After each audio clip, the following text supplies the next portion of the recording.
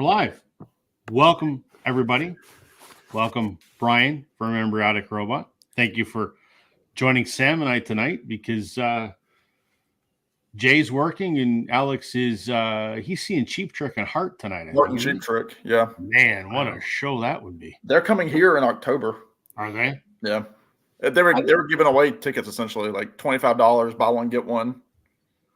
Yeah. Huh. I mean, amazing. I don't know if I like Heart for their hits, but I don't know if I could take it or leave Heart. I've seen Cheap Trick once before and they were awesome. Mm-hmm. So I'd gladly see Cheap Trick again. That'd be great. Did you see them with Bunny? Was he still with them at that point? Yes. Okay. Yes, he was. This was like 2003, I think I saw them. Yeah, that was when they were opening for Aerosmith on the Honkin' on Bobo tour. Gotcha. Saw them at Cops Coliseum in Hamilton. Oh, nice. Yeah, Alex is seeing all sorts of shows this week. Yeah, my one of my good buddies, who's a professional drummer, he bought a snare drum from Bunny Carlos and has it in his kit. Wow. Yeah. Well, that was one of the big Record Store Day reissues. Was that Tinted Windows album that I've heard is just fantastic. Yeah. That would have been one of the things that if I had seen it, I probably would have picked it up, but I haven't seen it yet. So, yeah, because you had Adam Schlesinger, one of my favorites from Fountains of Wayne, Taylor Hanson from Hanson. That thing you do. Trevor, what's going on? How you doing, Trevor? Hey.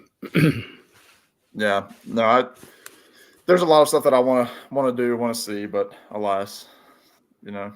I feel like I'm a stranger on this live stream. I feel like it's been like 2 weeks since I've been on. It feels like the whole thing seems kind of strange. It feels like the band's broken up, and it feels like I'm the Mike Love touring as the Beach Boys. You're Mike Love, yeah.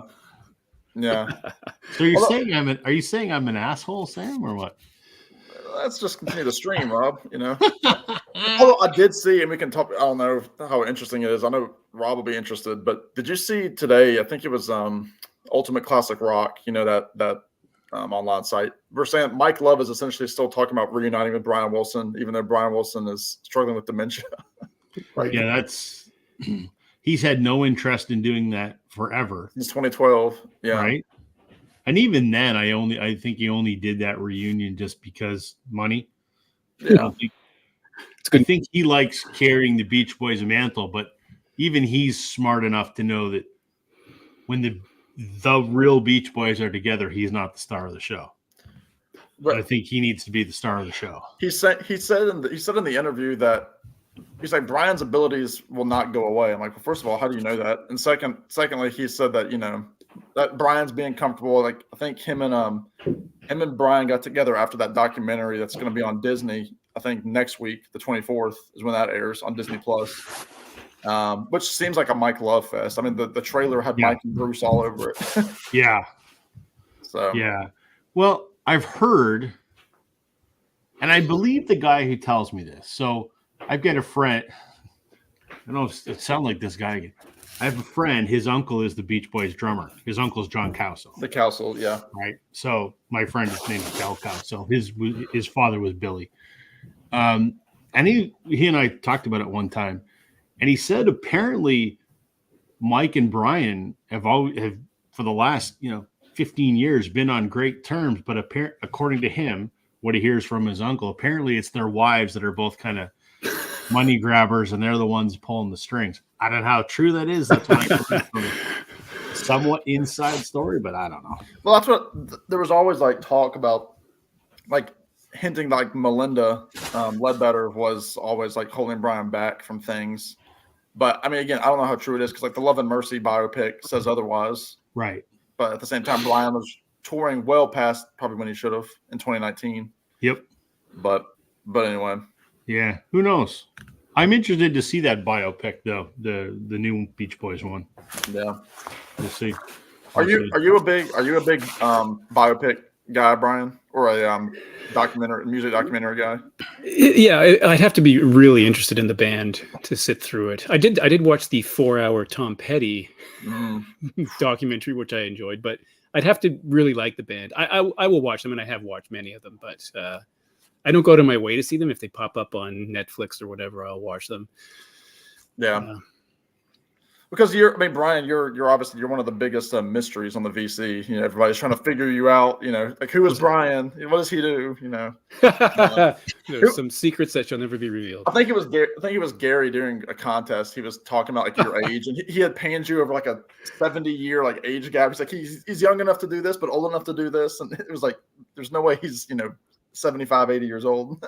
Wow, being described as one of the biggest mysteries in this VC is quite interesting. I'm gonna have to remember that. Yeah. Maybe you should just change the name of your channel to Enigma Robot. Enigma, yeah. Yeah, something like that. Just talk off camera. Yeah, you don't show your face or anything like that. Well, actually, I before I made any, I was thinking making videos 10 years ago or even longer. But before I made them, the whole question of how present do you need to be on the video? Like, and there are people who only show their hands, which I find interesting. Yeah. So it was a big leap, but. Well, I'm interested, Brian, because I don't really know. Actually, I don't know if I've ever asked you, Rob. Like, what was the deciding point where you said, "All right, I'm just going to go ahead and do this"? I had thought about doing it for a while, and only because I'd watched a few other people. I've been watching Andrew at Parlogram, the Beatles guy, forever.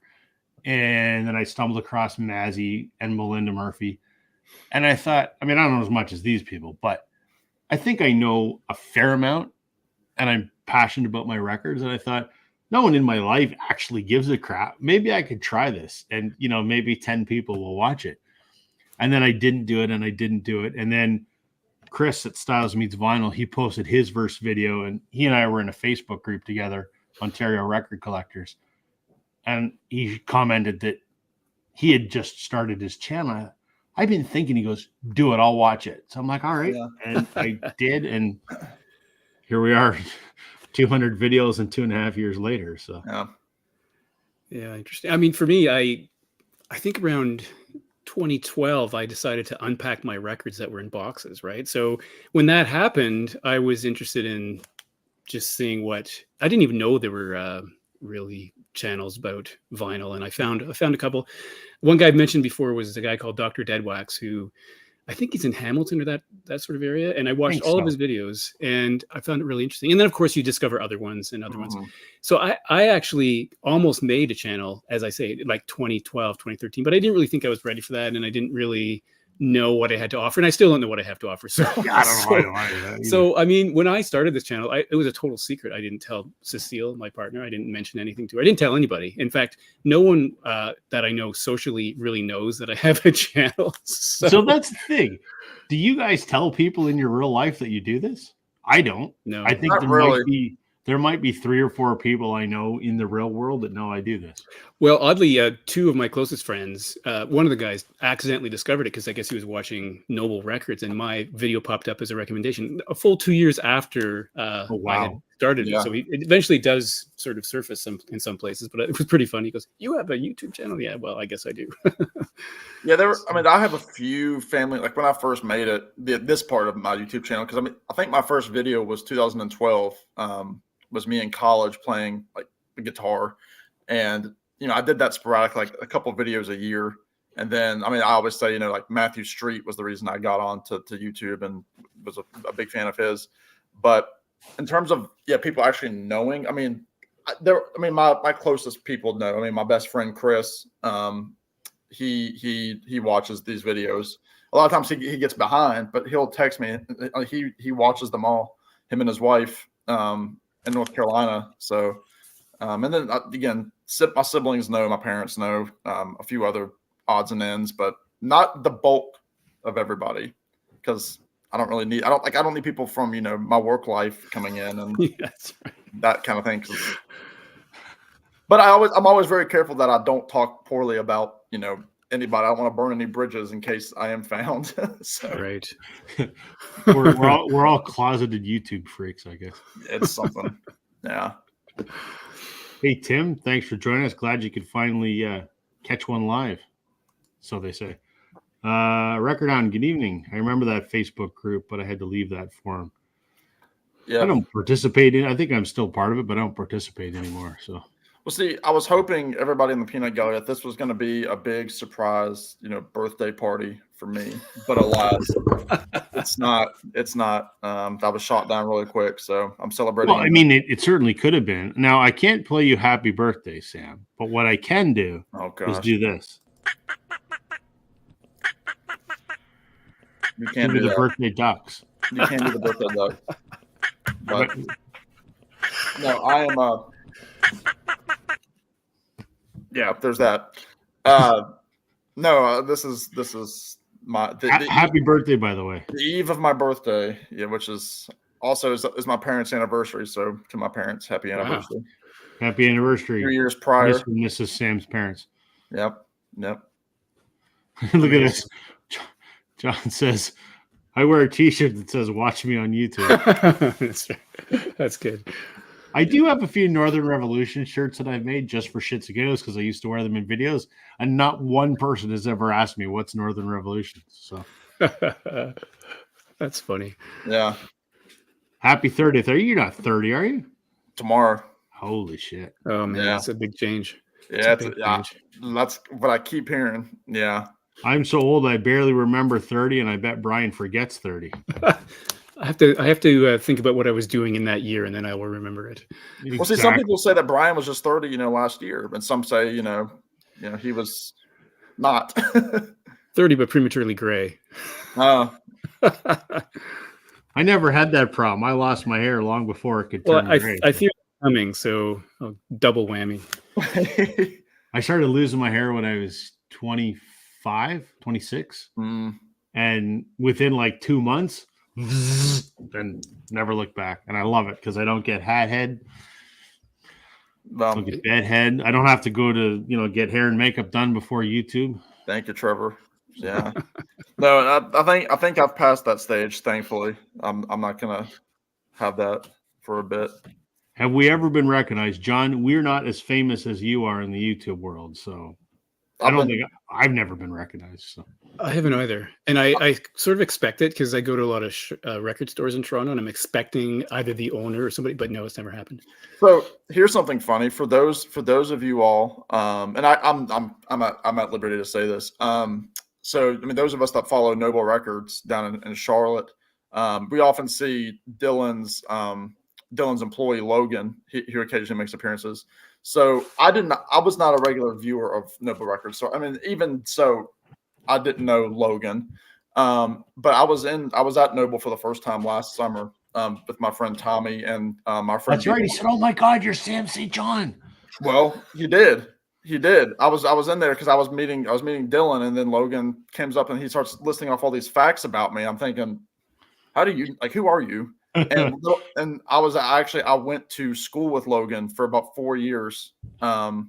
He's 2 years younger than I am, and I knew him when he was much younger, much heavier, without a mustache and tattoos. And so I had to really give him a look. And as soon as he said who he was, I was thinking like, "Oh my word, that's the craziest thing that's ever happened."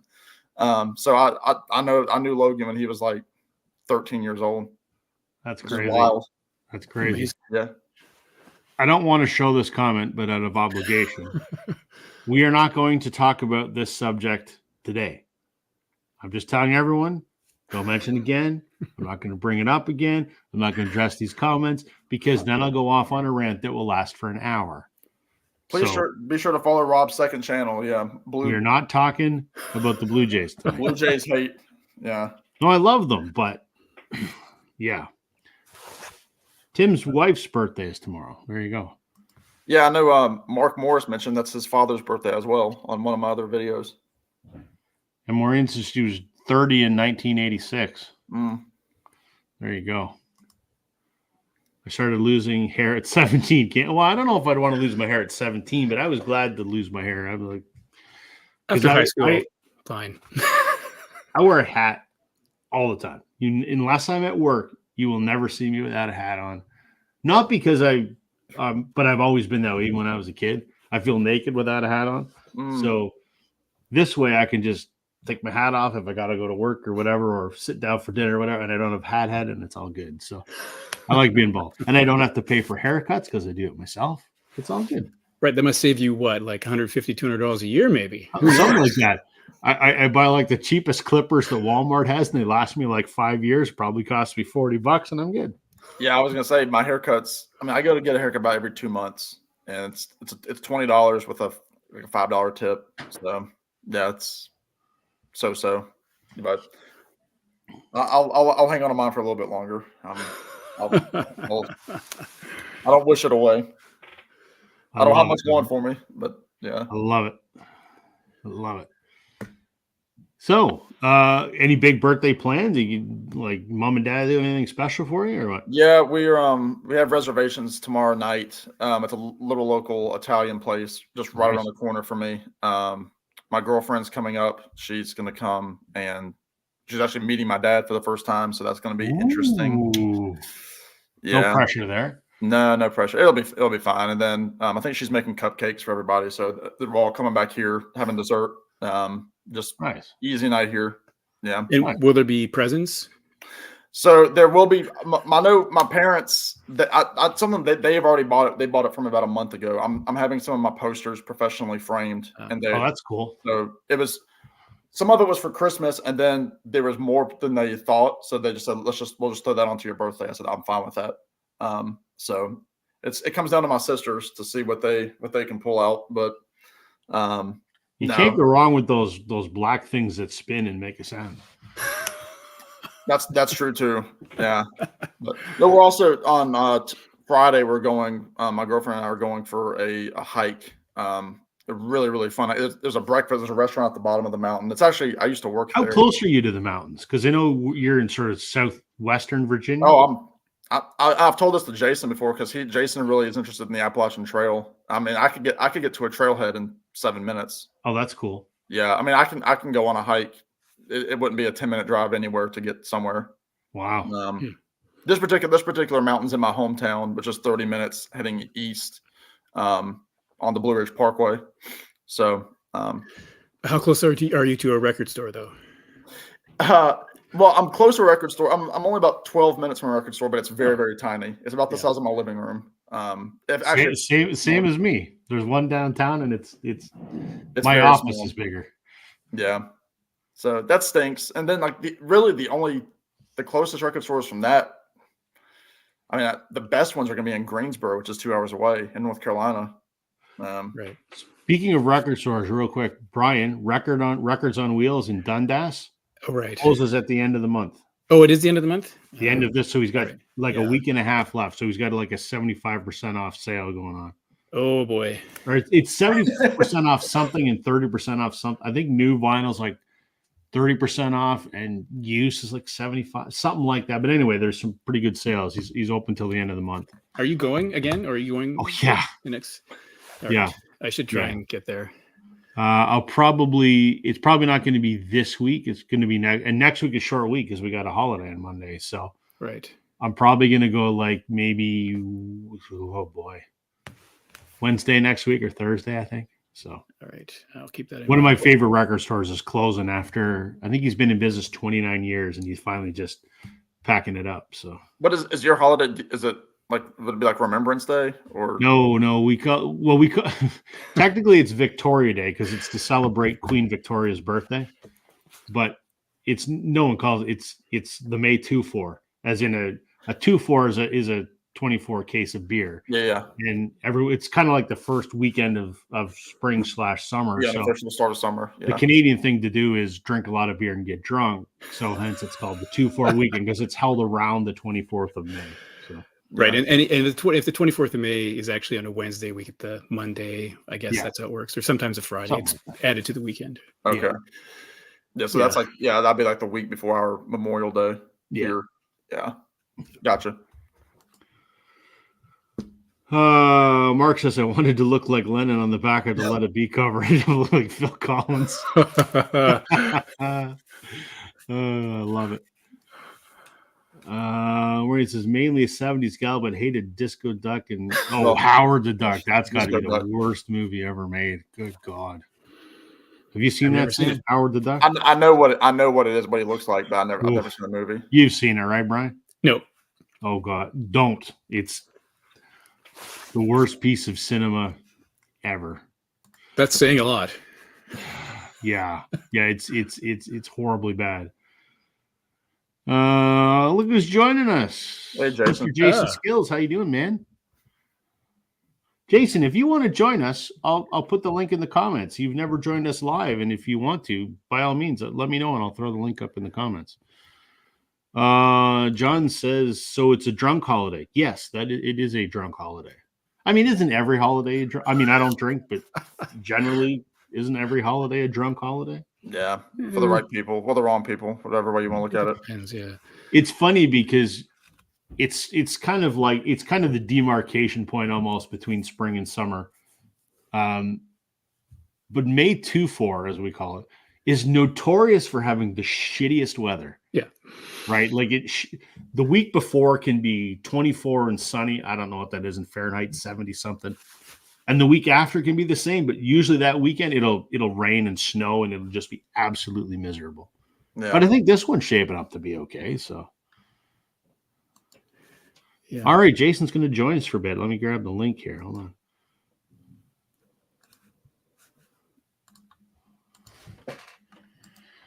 This is exciting.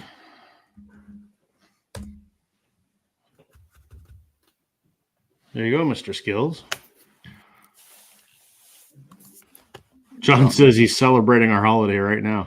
I see John just sitting in his garage drinking beer. Not even beer. It's just he drinks like that scotch. He drinks whiskey. True. I can't figure out what he's doing in his garage because the amount of time he spends in his garage, it should He's be not like- working. I promise you, he's not working. What's he doing in there? I've though? never seen him hold a drill or anything. Hammer or a whatever. No, he's hiding from family. That's Crappiest weather, but the fireworks still go. There is no fireworks where I am. no.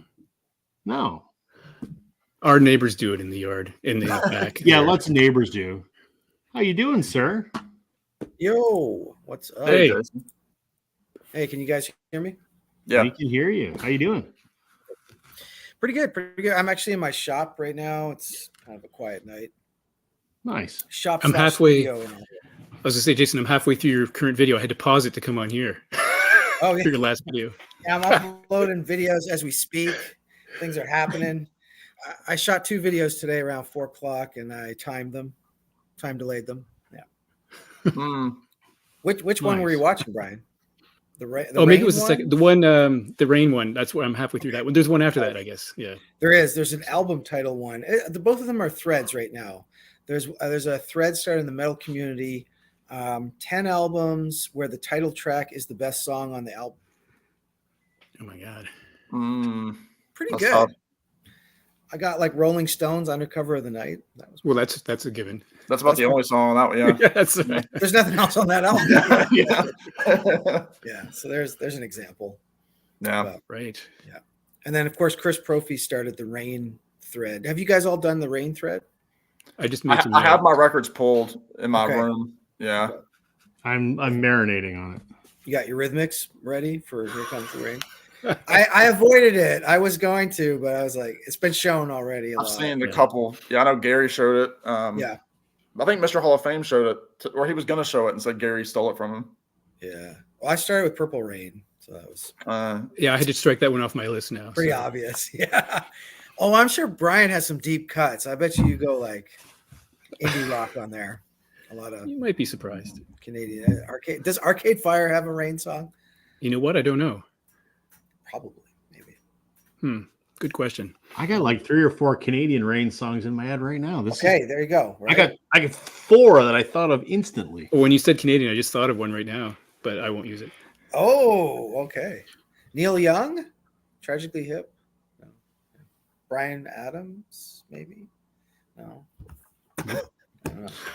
Dan, I'm not telling anyone again. We're not talking about the Blue Jays tonight, or else that will be all that we talk about. So So no you more can- Blue Jays. We can put the chat in timeout for like 5 minutes each. We're not talking about that. Yeah, I'm hoping John to says see as it soon again. as it gets dark, he'll be out with a selfie stick and a PBR. John, it's illegal to walk around with alcohol in the United States like that. Unless you're in Las Vegas.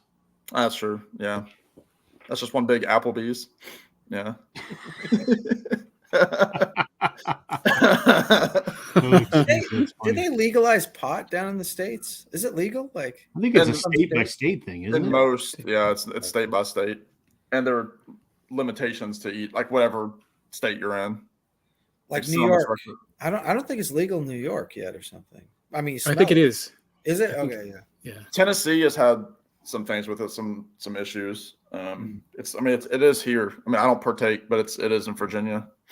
Well, I can walk to like 6 dispensaries Yeah. Dispensaries. Same. in Yeah. like 500 meters. It's crazy. Yeah. Yeah. They're actually going under. Like they're not doing well here because there was There's too too many. many. Well, that's like, I mean, here, like the big thing were breweries, like 4 or 5 years ago, and like Yeah. they had like a 2-year shelf life on them, and then they would close up, and another one would try, and it didn't do it. Oh yeah. Well, somebody asked about cassettes. I love cassettes. Let me go grab some cassettes right I now. hate cassettes. So this might be an interesting chat. You then. and Glenn could do your own stream about cassettes, Rob. Damn right. The only thing cassettes are good for is throwing at pigeons. Well, I think they're good for starting musicians because it's a cheaper way to get product out. Nah. But burn it on a CD. You don't even need to do that. It's all digital nowadays. Yeah, So just boom, upload it to boombox. Bandcamp. I'm ready. Good Lord. I'm ready. And I got some Wow. cassettes in here. For some reason, it looks like there's a line of Coke in here, but we won't talk about that. I think That's it's not dust. legal up in That's right. Canada. I think it's dust. It's from the 80s. Those tapes are from the 80s. So let me ask you this. What is the appeal of the cassette? Because I don't Oh, get it. So Man, I love the cassette. Well, first of all, this is my latest mixtape. Jason Skills mixtape right there. So I love making mixtapes too. And just the nostalgia factor is amazing. Also, they're so small and compact and portable. You fit them in a pocket kind of thing. But so's an MP3 playlist. Oh, that's horrible. You don't want digital sound. Digital sound's awful. That's Oh, like what we're what doing is right a now. cas- what How is do a I sound cassette? right now? Do I sound normal? I don't sound No, human. but a Do I? cassette sounds like shit too. It sounds real. Ah. Like some real shit. Like, listen, I'm a child of the 80s and I had cassettes and I had a boombox. Although we didn't call them boomboxes back then, we called them something else. That's Ghetto politically blasters. incorrect. Ghetto Yeah. blasters, exactly. Yeah. I had that and I made mixtapes and I recorded shit off the radio. Like, I get it. And I never want to go back there again. Ever. Well, I mean, sound quality totally varies. Like, I don't know if you were a hip hop. I'm not a collector, but- sound, but I'm not a sound quality freak, right? Like, I'm not an audiophile. I have controversial thoughts about audiophiles. But I'm just saying, like, I would say by the 90s, some of the major labels really perfected the sound of cassette tapes. Like some of those hip hop tapes, they banged, man. They were recorded very well for cassette, I think. I mean, it's all Right. we had in some cases, right? True. We didn't have, the other formats. But Yeah. I And then loved sometimes- my Walkman back in the day. Don't get me wrong, but then Oh, as soon as yeah. the Discman came out, Yeah. see ya.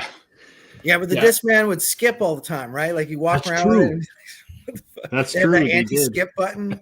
Yeah. Yeah. That's true. Oh, that brings back memories. Shit. Yeah. Us old timers, I don't think Sam knows what the See, Discman it's is. funny. I mean, I was You're a baby my then. earliest. Some of my early, I mean, that kind of goes into a little bit of the topic. Some of my earliest music that I was given were cassette tapes because I had one of those little like Fisher Price, cassette players with the little microphone. Oh, on okay, it. yeah. And I mean, that was what I liked to have was the cassettes. And I remember even when I was in elementary school, when we were doing some of our language classes, we had like part of our school supplies was we needed to each have a Walkman to listen to the audio lessons for Spanish or whatever.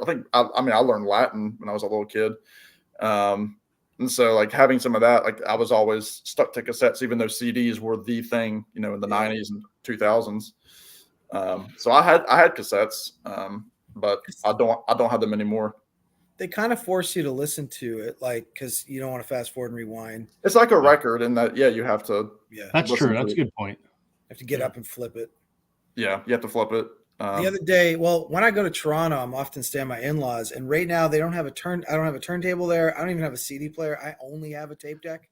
Mm. So I tend to like record records while I'm in Ottawa, then bring them on cassette there. The other day I was playing a tape and all of a sudden it stopped. I'm like, I got to switch it over. But I opened it and some of the tape started like getting all jammed in there. Yeah. That was fun. Well, I used to have a tape deck in my car, which was pretty awesome, I have to say. Unless you, but then CDs, CD player was pretty good too. So now they don't have either, No, really. they don't have either. Thank God there's a USB port so I can plug my iPod in. Yeah, that's what I do. Yeah. Actually, the car we drive around in Toronto has a CD player. Wow. I like Actually, mine still does have a CD player Yes, too, but I've never ever used it. So my car is 14 years old, and it's. I mean, I hate the idea of getting a new car that just has MP3 because I don't do any MP3s. Like I don't do Spotify. I don't do anything. Yeah. So the car is half the age of you, essentially. Correct. Yes. Well, if you see Yeah, just about. those Teslas, they got a full computer screen in the computer in the car. That's right. It's like, wow, watching a movie. Dan Yeah, says he I don't hates like rewinding cassettes if you don't listen to a whole side. I liked I think the last one I had like auto reverse in it, so you didn't even have to get up. It would play and then just play it back again. It was great. Yeah. Yep. As cassettes go, but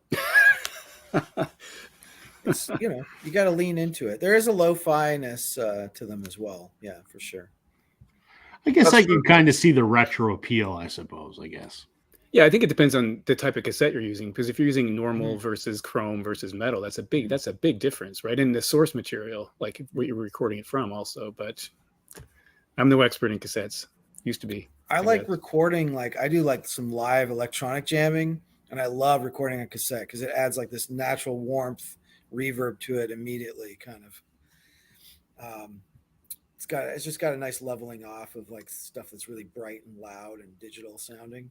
So I mean, you it's a should good take way, your especially- digital, record it to cassette.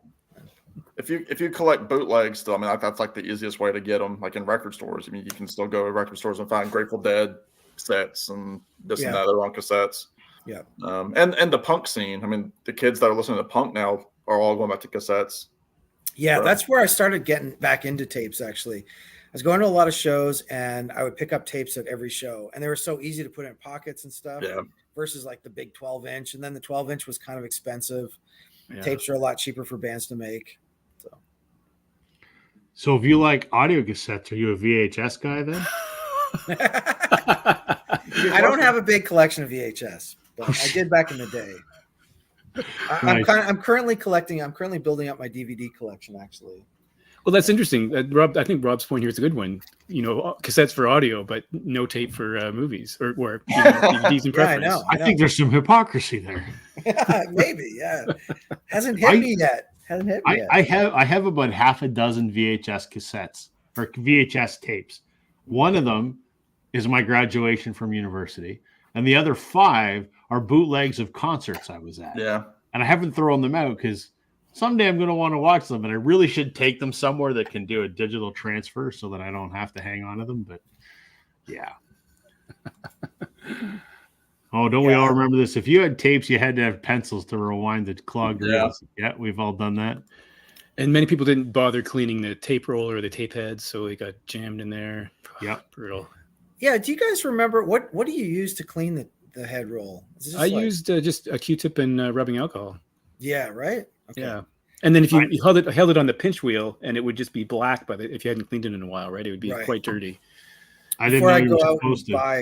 buy a $50 kit or something on Amazon, I thought I'd Yeah. ask that question. Now, are Yeah. tapes bringing back their value the way that vinyl has, or like is it still pretty much? Oh, yeah. I mean, there's some rare, especially metal, right? Metal guys always Mhm. collect. I just bought a $100 cassette the other day. Wow. Wow. $100 cassette. Will you play I'd it? have it. No, I don't think I'm going to play it. Yeah. No. Cassettes are a little bit like a bottle of wine, I always say, because you know how wine, it has a shelf life. It will eventually it will just go bad, and then it's just something on a shelf you look at. But I think how long does wine last? Like I 50 think it years? depends. Yeah. So a cassette could deteriorate, a CD could deteriorate. Vinyl will never deteriorate, of course. Well, it does make you think about all those masters in vaults in places for original Yeah, recordings, and you have to sometimes bake them in an oven to make them usable. And Yeah, I've heard that before. Yeah, it's true.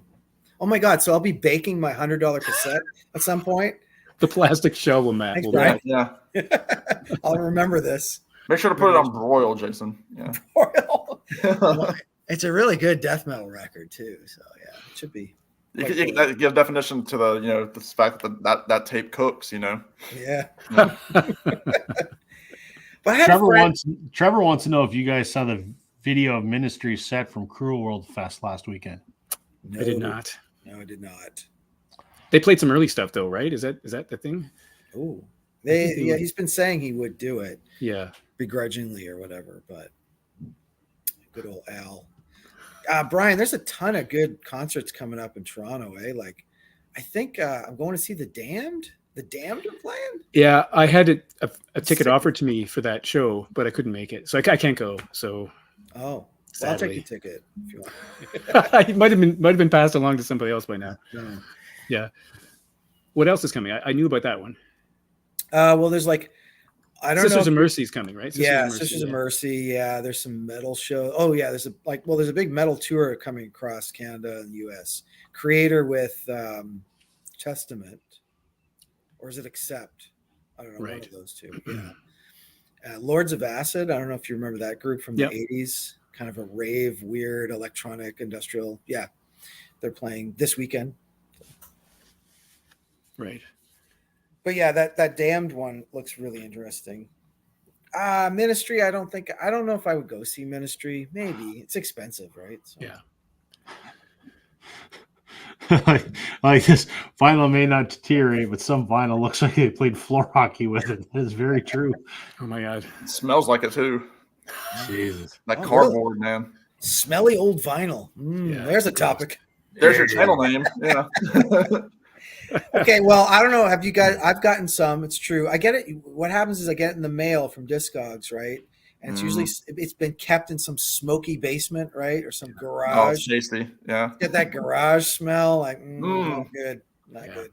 Yep. And you can't seem to air it out quick enough. No. No. Just spray it with some Febreze. See what happens. I have left vinyl out on my porch before. Like when I was Yeah. living with my parents, I put it outside in a box for 2 days. But it was kind of a tepid temperature outside. It wasn't too hot.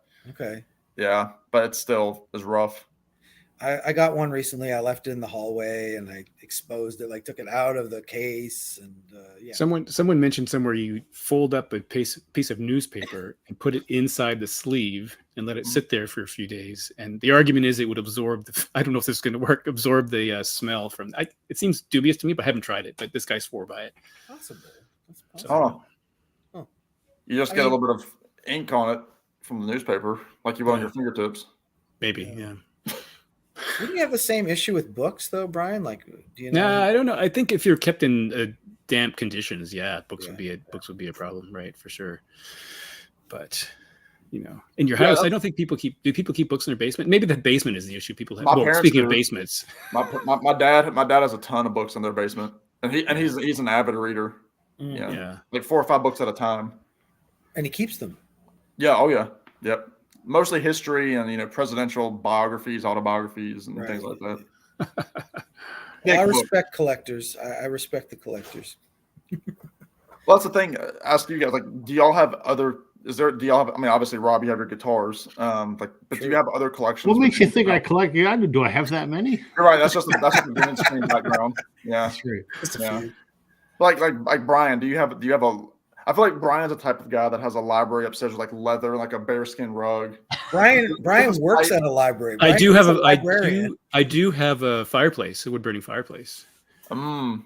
But apart from records and CDs, I spend a lot of time in photography. So I have, and I wouldn't call that a collection because they were all working cameras. So I have like 45 cameras, but they were all things I've used. So Wow. Shit. I'm not sure that counts as. Does that count as a collection? Because I feel like 45? If you still have them and you don't use them, that's a collection. I always Or said, hoard. why do you collect records? And I never thought of myself as a collector because that's the way I bought music. And so I bought music on Smart. vinyl and it just grew from there. So I don't have anything I'm not going to say I don't have anything I don't like. I don't buy things if I don't like them. Like I'm not going to buy something just for the sake of having it. Yeah. Well, So- see, Alex, I was on a stream with Alex a couple of days ago. We just did a random, I think, Monday stream, and we were talking about as kids, did we have collections? And Alex talked about he was a baseball card guy. So was I. And I mean, I was a coin collector. I collected coins, and I still will search, for change and everything. But like that, it's kind of transferred over to the record collecting bug. Yeah. Whether you collected records as a kid or not, there's something that bug is in you. Whether it's cards or cameras or coins or whatever it might be. I wonder if anyone could guess what I used to collect when it came to baseball cards. Yeah. Well, the Jays. I was such a fucking baseball card nerd. I had every Jays team set. So every Jays card ever made from when the team started in 1997. Wow. Every single card until I quit in 92. Wow. I still have them. They're in a box. Are they worth anything? Nothing. I have no idea. Alex said he had and I'm stealing his thunder, but he had a Michael Jordan rookie card. Wow. But he was still in his UNC jersey, and I think it was like he had like 7 out of maybe under 100, 7 out of 75, and apparently this card came with a piece of the floor from the stadium. Oh, sick. And his dad was just laughing at him. He's like, "Why do you collect that stuff?" So who knows what that thing would go for now? Yeah, that's the thing. Only just one card, right, pays for the whole collection. Yeah, it does. Not with records. Not with records, my friend. No. Have you guys all done the Discogs thing where you ranked like what your most expensive record is? Yeah, I check that out all the time, and like the median versus the high, because the high could be like a signed copy. Yeah, it could be like right. some pristine. Right. Could be. I probably have just under half. Actually, I probably have over half of my records. Definitely, nearly not all of my CDs. And I sort it by median. Yeah. I thought about redoing that video because I did it 2 years ago and I haven't done it since then. So Yeah, you should do it every year. I should. I've looked at it. I've never made a video on this topic. I've looked at it. I've never gone. I've done it. It's very weird. Like sometimes it's a newer thing is in my top 10 versus an older record. But Yeah. I haven't looked at mine in probably a year, so I don't know. it's not what you expect. Like I mean, I know what my number one's going to be. It's always going to be the number. I've got a Beatles. Anne Butcher Murray cover, so- sings. No, my Beatles Butcher cover is probably be hard pressed to find something that I would have that would be worth more than that. So the rest, I don't know. No idea. I got like my NWA is in there, but like it's funny because some of my old hip hop records are actually quite beat up because they're from when I was younger. Yeah. So I know that they're not really worth that. Yeah. Yeah, that's like my collection has Styx Cornerstone like really high up there. I'm like, that's like Why? because of like some special gatefold that's out there that I don't have, but it's like it's throwing mine as being like the median being like $25 and like the high being like $600 for like a specific kind of gatefold that's out there. Because you can find that for $2, right? Like, Right, you can find that anywhere. Mint. Yeah. It's Yeah. Well, we'd kind of thought about chatting tonight about some of the records that got us into. Oh, you had a theme for this. Sorry, man. It's all good. I'm glad you joined us, man. Jumping in here. So feel free to jump in. I know you don't have anything prepared, but we thought we'd chat about some of the albums that it was Sam's idea that kind of got us into this stupid thing that we do. So as Douglas says, the album that started it with me was Paul Revere and the Raiders' Greatest Hits in '67. Wow. Damn. I have it on vinyl somewhere over there. One of my earliest first favorite songs was Kicks by Paul Revere and the Raiders. I thought that was the greatest song ever when I was younger. They're a good little garage band. Yeah. And then they got stupid with those dumb uniforms trying to look like Oh, yeah. Like Paul Revere. Continental Soldiers or whatever. Well, they had the first hit with Stepping Stone by the Monkees. Oh, I didn't know that. Yeah. Huh. Interesting. Yeah. Well, since it was your idea, Sam, you got to go first. Well, this will be no surprise. The album, I mean, I've got several different potential routes that this conversation could have gone. But I'm going to start with the one that's not, people that follow me, it's no surprise. This is the album that got me into exploring music on a deeper level. I mean, I've got albums here that were records that I was listening to as a little kid, but this was the album that got me into all music, any kind of good music in my life. Rob, I know what it is. What do you think? It's Abbey Road. The Beatles? Really? No, Oh. but I thought you did a video saying that was like the one that That's the one that blew up for the Beatles, and I have okay. it. I can talk about it. No, it's this album. Oh, wow. right. Yeah. Wow. Traveling Wilburys Volume 1. Wow. Specifically, I mean, this was a gift from Aaron Mutha Alamere, because all of our great records are from Aaron. He's got it all, man. He's got a lot. But no, I mean, I had the CD box set that had the 2 records and then the documentary with all the music videos on it too. So like that's the album I pulled, but I have the vinyl, so I'm like, let me show the vinyl. Obviously, super group with Bob Dylan, Jeff Lynne, Tom Petty, Roy Orbison, and George Harrison, and all co-credited with all the songs. You know, everything on here was all original cuts. But this was the album because I listened to this album. It got me into watching the cool music videos. I had the music videos downloaded on my iPod. So like that took up like half my space, you know, for like the end of the line music video.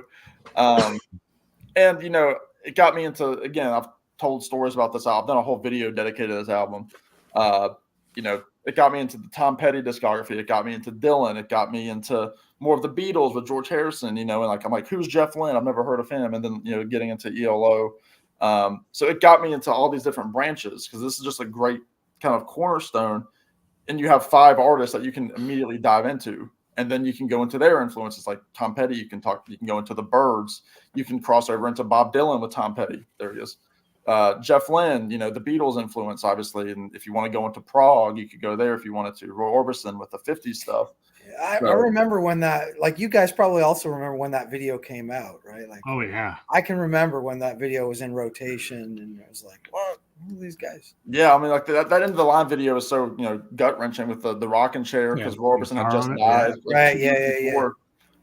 Handle with Care, they're all around the microphone. Roy was still alive. But I'm still like in shock that Bob Dylan would actually collaborate with anyone. Right, especially He just doesn't seem like a friendly chap. Especially in the 80s when he was kind of nowhere. Yeah. Have you guys ever seen that meme or that video? It's not a meme. I mean, it's a real video. I think it's from the Live Aid where he was part of it. And he's just kind of in the background singing to himself and nobody talking to him. Well, it's from the We Are the World. We Are the World, yeah. Yeah, which that documentary is on Netflix, and that's so Bob Dylan to me. I mean, and it's so cool because he reaches out to Stevie Wonder. Stevie Wonder's like the only guy that he says, can you help me with this line? Yeah, because Stevie can do anything. Blind, actually. Yeah.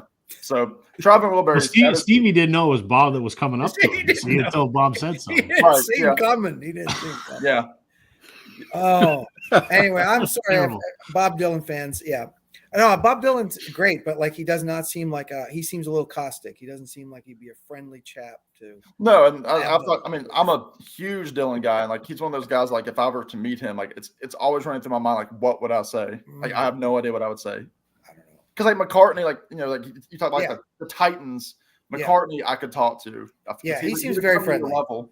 Yeah. Are you? I wouldn't. I wouldn't be able to get a sentence out because see, that's the thing. He knows that you know who he is, and so he would make you say something. I don't know. I think I would just be too like. I mean, the man's larger than life, right? So. What if he walked up to you and said, "Hey, Rob, how about those Jays?" And then he walked off just to tick you off. And then that's your memory of McCartney. Why you got to go there, Sam? Yeah. So. then you would sing Blackbird or something. Blackbird. Yeah. I look at him and go, "Fuck you, Paul." And then security just completely tackles you. Yeah. Probably, but it'd be a good story, right? It would be a story. Yeah. It's at least one more YouTube video. Paul's probably a Yankees fan. I feel he's probably a Yankees fan. That's probably he hasn't watched a baseball game in his life. I'll say he's a fan of any fan that lets him play at the stadium. City Field, he's played there, you know. So true.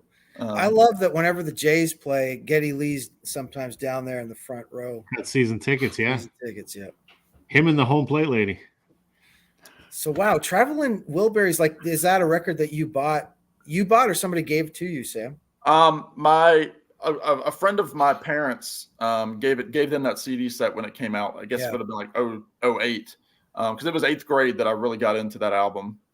Even before the Beatles, you know, full on, was the Traveling Wilburys record.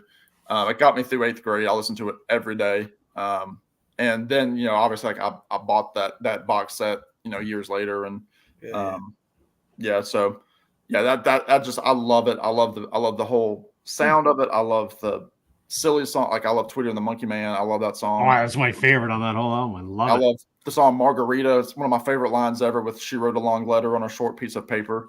Yep. Just a fantastic line. How Petty gives that one out. So yeah, that record holds a lot of significance to me. Good Yeah. one. Good one. What about you, Brian? Well, when I heard about this topic, maybe 3 hours ago, We all Gave you did. lots of advanced knowledge. I went to my shelf and I pulled off like 15 records because I wasn't sure how to answer this. Right. So I don't have There's a single no wrong answer because we didn't know you when you got into music. So That's true. Well, I was thinking about the fact that there's not one record that, like Sam pointed to, one record. There's not one record that I could say this started my journey in music. I don't have that, but I was thinking about the sort of phases you go through. Like first, you're listening to your parents' music, Yeah. and that was important because it gave you exposure to music. And I had favorite songs that were things my dad played that wouldn't count as favorite songs now. And then there was this period of time where we were friends with this family who had all older siblings, and we'd go over there and just listen to whatever music they had around. And of all the records they played, then it would be like I was hearing Hendrix and Springsteen and things like that.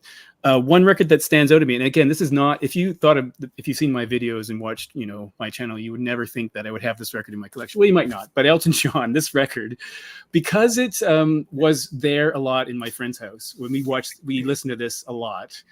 And it's just sort of, I guess I'm showing this record first because it seems to me to be the record that sort of got me introduced to the idea of music that could be my own in some respects. And then I bought like the Greatest Hits Volume 1, Greatest Hits Volume 2. And I don't listen to Elton John now. I really don't.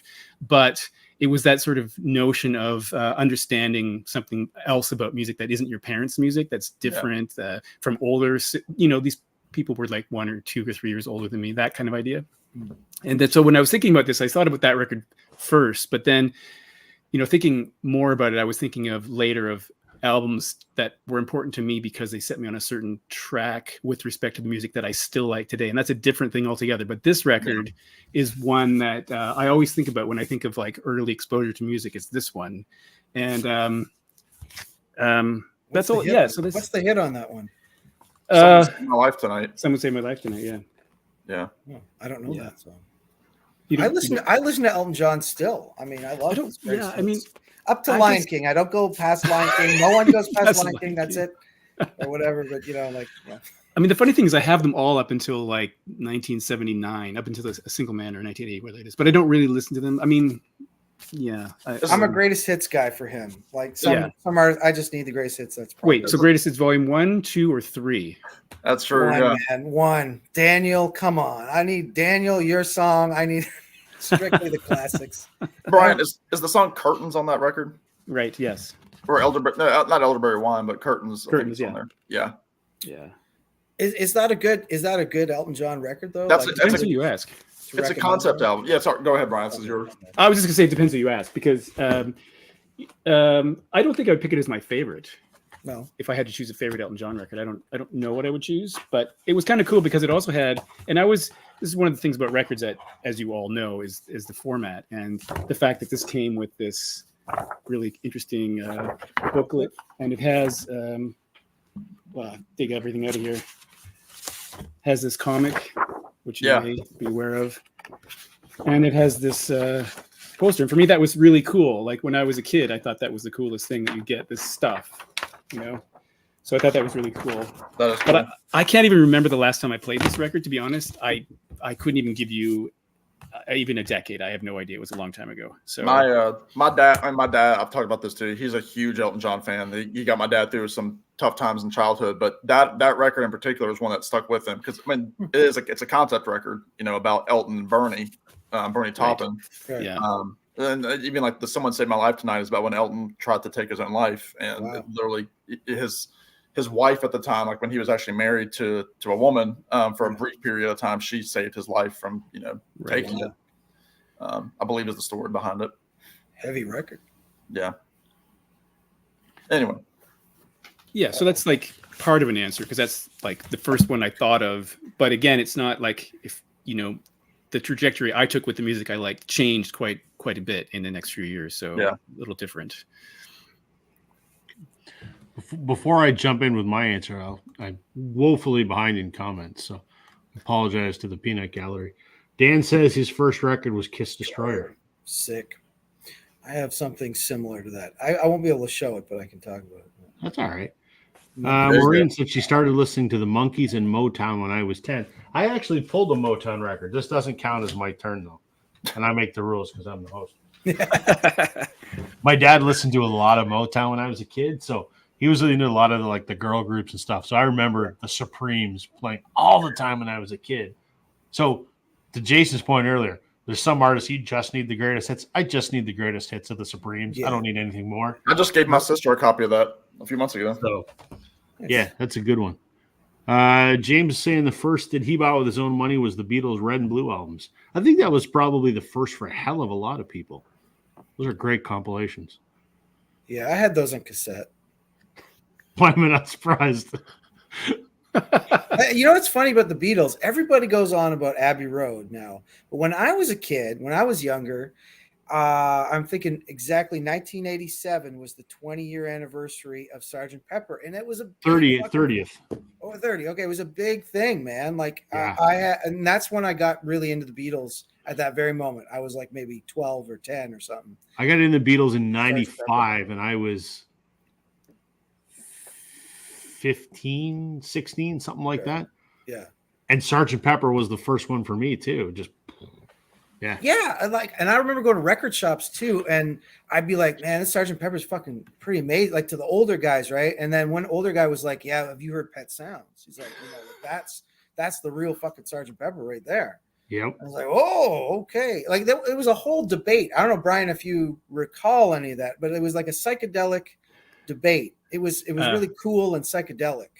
I'll let you Versus know. Abbey Road is not psychedelic music, Right. at all. I've actually never heard Pet Sounds from start to finish. I've only heard Yeah, I don't parts think I've of it. listened to the whole album either, but I should. So- I really, Sam absolutely loves it. He's got a heart on over there behind the counter. he's going to get Pet Sounds right now. Yeah, I own Pet Sounds and I have heard it start to finish, and I've heard Brian play it live, same tour that Sam went to, and it was incredible. Pet Sounds is It's- the greatest album of all time. It's one I'll listen to a couple Sgt. times a Pepper year. was the king for a long time, I think and then it's- I would probably go like Rubber Soul. Like I never listened to Yeah. Abbey Road. Ever. That's exactly the way Like, I so went. weird. You know, Sgt. Pepper, then Revolver. Rubber Soul. Absolutely. Yeah, those were good albums. Like to me. Yeah.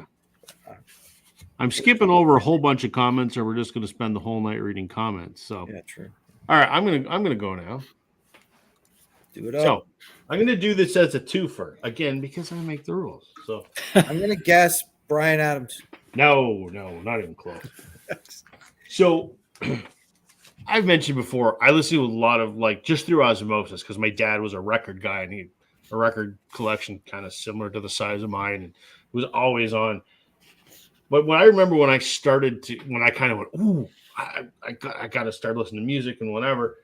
I vividly remember this is when CDs were huge. There was a big CD store called the CD Warehouse that was over in Kitchener, and Dad and I went over there, and I bought 2 CDs on the first trip to the CD Warehouse.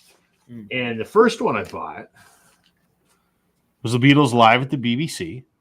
Oh, I'd heard Sgt. Pepper, and it blew my mind. yeah. And I'd heard some, with the Beatles and whatever. So I was just dipping my toes into the Beatles. And my dad said, "Get this, it's live on the radio, but live-ish." He goes, "I bet it'd be pretty good." So, all right. And cool. I still to this day Yeah. love it because it's got them covering like American R&B and early rock and roll stuff that you don't find anywhere else. Like they're doing stuff like Too Much Monkey Business and A Shot of Rhythm and Blues. It's great.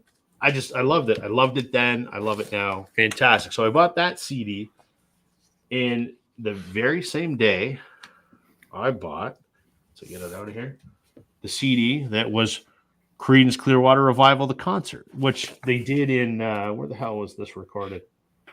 I think it was in Oakland, or it doesn't really matter, but it's got a lot of the hits on here, but it's live and it's fucking fantastic.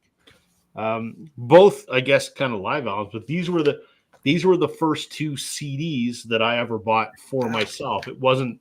Both live albums too. That's interesting, eh? It's kind of bizarre. And I Yeah. played the hell out of these. I had my Discman. I was at school, and I had, my friends are listening to like Nirvana and Pearl Jam, and I am listening to a live CCR concert.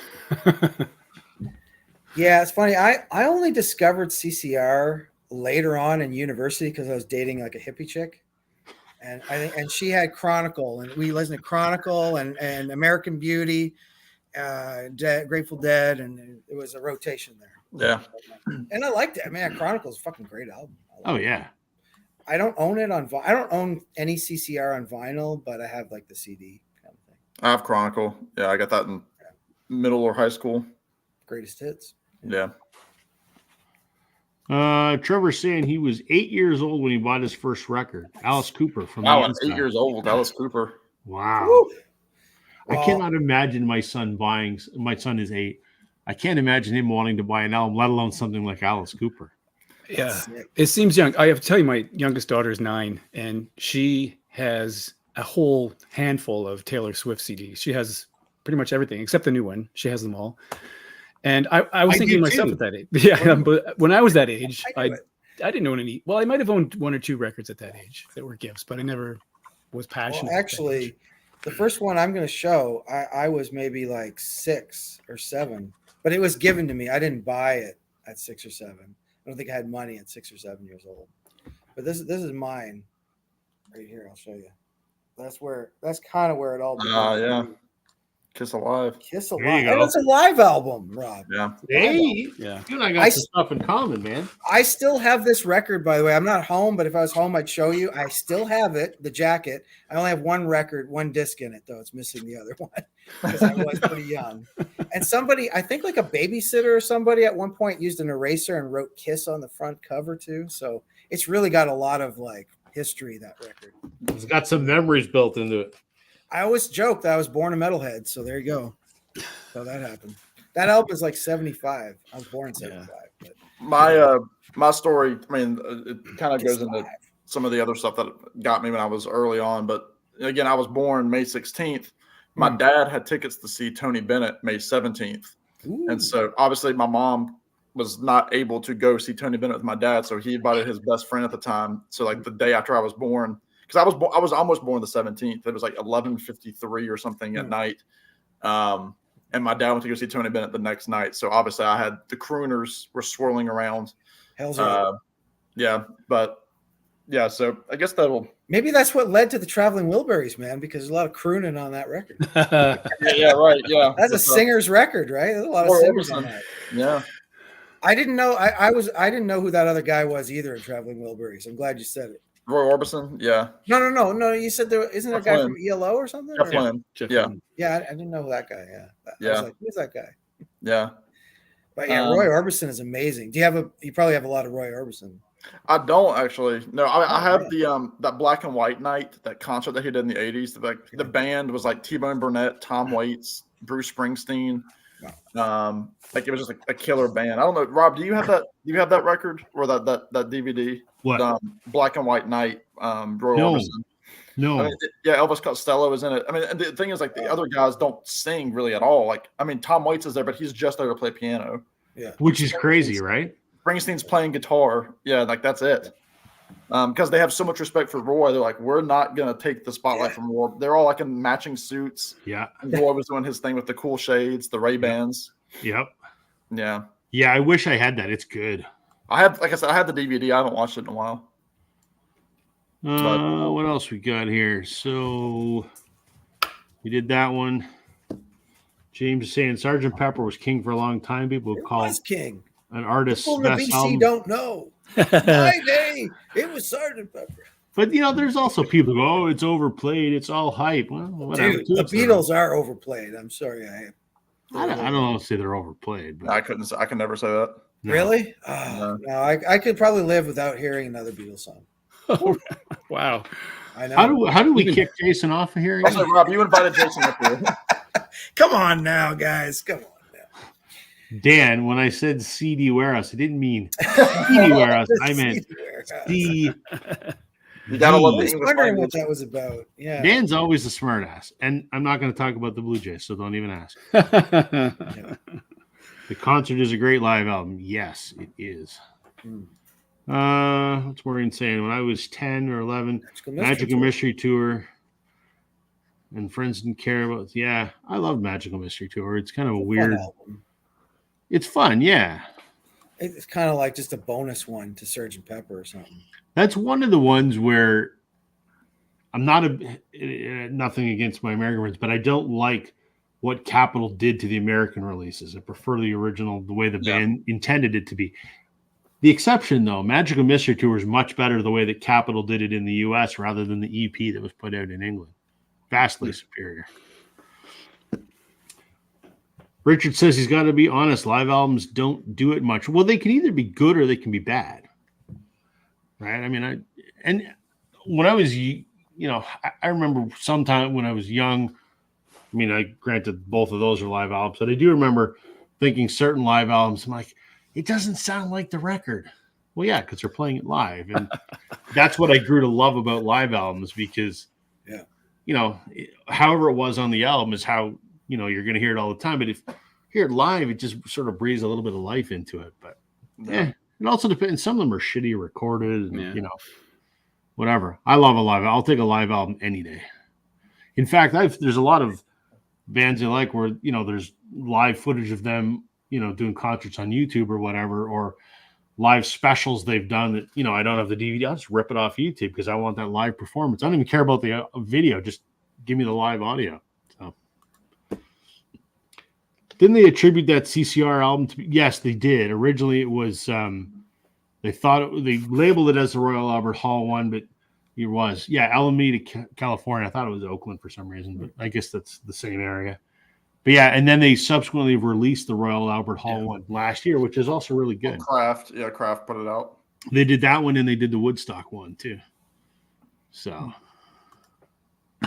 why didn't CCR ever play Ramble Tamble live? Who knows? There's a bunch they didn't play live. I saw Alice Cooper Walk in My Nightmare in '73. I've seen Alice Cooper twice or three times now. Not in '73 though. The earliest was maybe '89, I think, or '87, somewhere. Kiss Alive rocks, Richard says. Yes. I'm not a Kiss fan, so. What? You're not a Kiss I fan? can't stand Come Kiss. on. No, man, sorry. Can't do it. I can't do it. I feel like there's always a good Kiss song for everybody, though. I feel like maybe you just haven't heard the right one. Maybe that could very well be true. That could have you very heard well be Deuce, true. Cold Gin?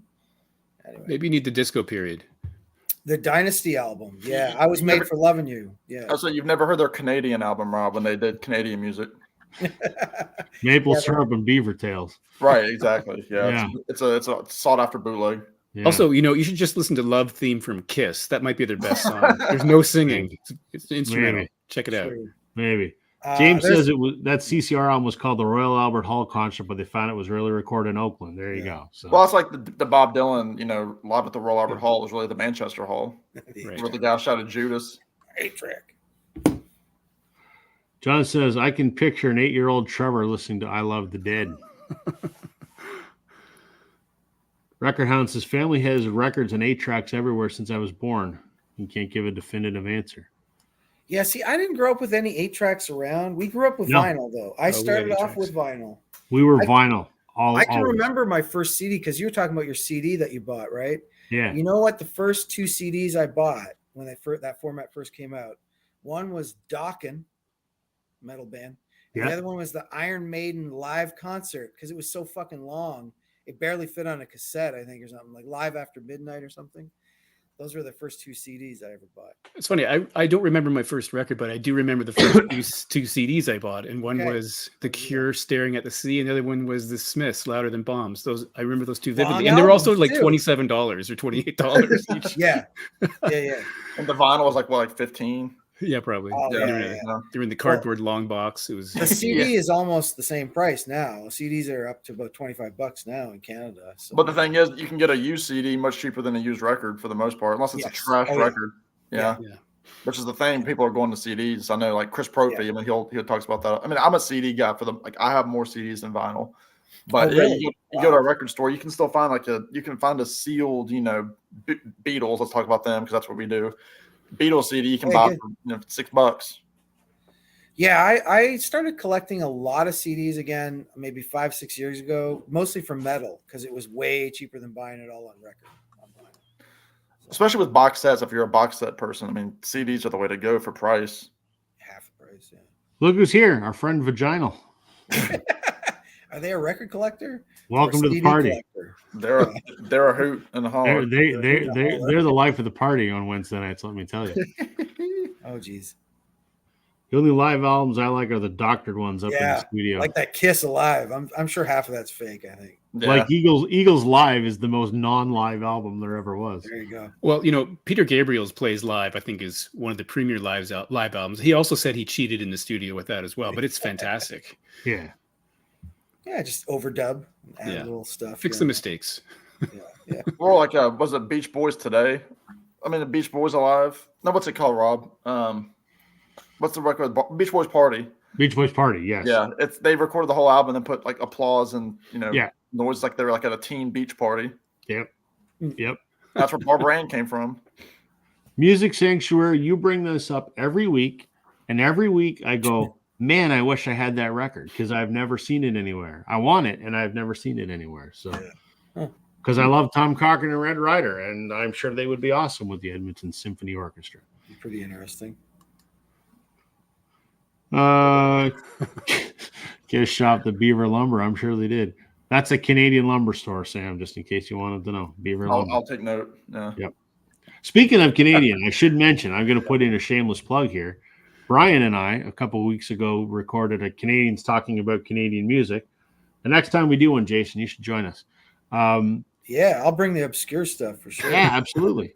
So we did it as a video on my channel, and then by popular request, it is now up on the Vinyl Community Podcast today for today's episode. So wherever you get your podcast, check out the Vinyl Community Podcast and hear some Canadians talking about Canadian music, which means no one's going to listen to it. So wait, is that your podcast that you're talking about? Well, it's the community, so it's run by Chance, Concert Buddy. It's his kind of baby, and then there's a collection of us that just take turns hosting episodes. Oh, that's a good idea. Yeah. I usually do about 2 episodes. So the episodes come out every Monday and every Wednesday, and I generally do about 2 episodes a month. So there are a lot of people I know who actually just listen to YouTube chats as a podcast. Yep. Kind of.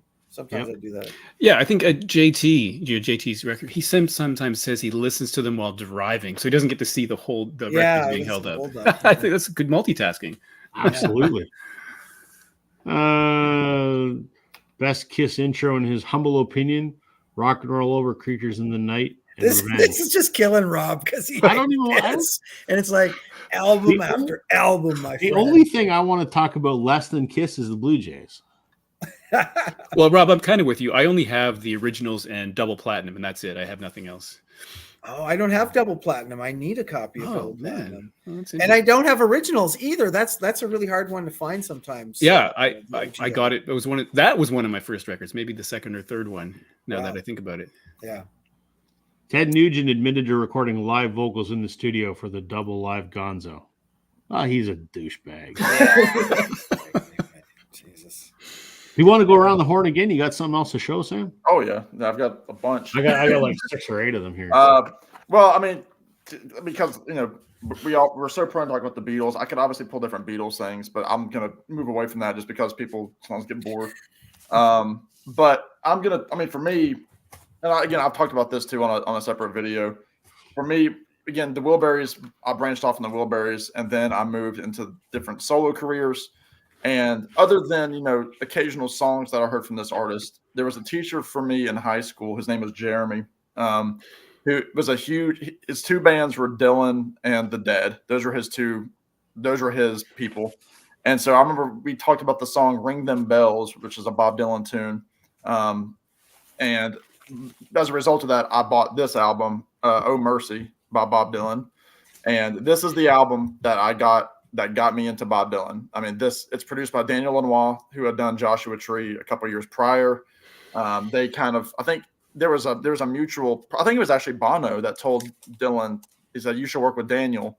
He can really get you into a new sound because, like most of the guys in the '60s, the '80s were rough on Bob Dylan, just like they were on the Stones and McCartney and Neil Young. Like all those guys struggled in the '80s because they couldn't make that transition into the '80s pop. They tried, wasn't great for the most part. And this was Dylan. I mean, Dylan had some. I mean, he started the '80s, finishing up his gospel period. Then he had his '80s produced records. He put out Infidels, which is a cool album, and then he went back into it. And then he finished the '80s with this album, Oh Mercy, which is stunning for a Dylan record. I think it's perfectly produced. It's sparse. It's dark. It's got a little bit of everything that makes Dylan great. I mean, it's got some of his gospel themes still come through. He's got some political stuff on here. And then he's just got some great, rockers on here too. Like Everything Is Broken. Yeah, that's a great song. Man in the Long Black Coat is very dark, almost like a Johnny Cash tune. As dark as his coat. It's as dark as his coat. Yeah, the Man in Black.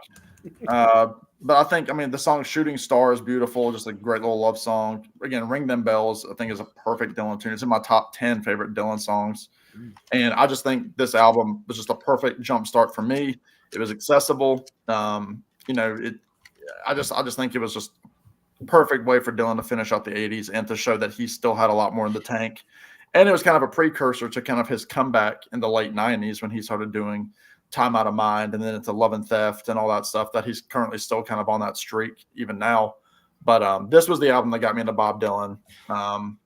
So there you go. Maureen says she could talk to Dylan, but I wouldn't understand him. I love that. What year was that one, Sam? 89.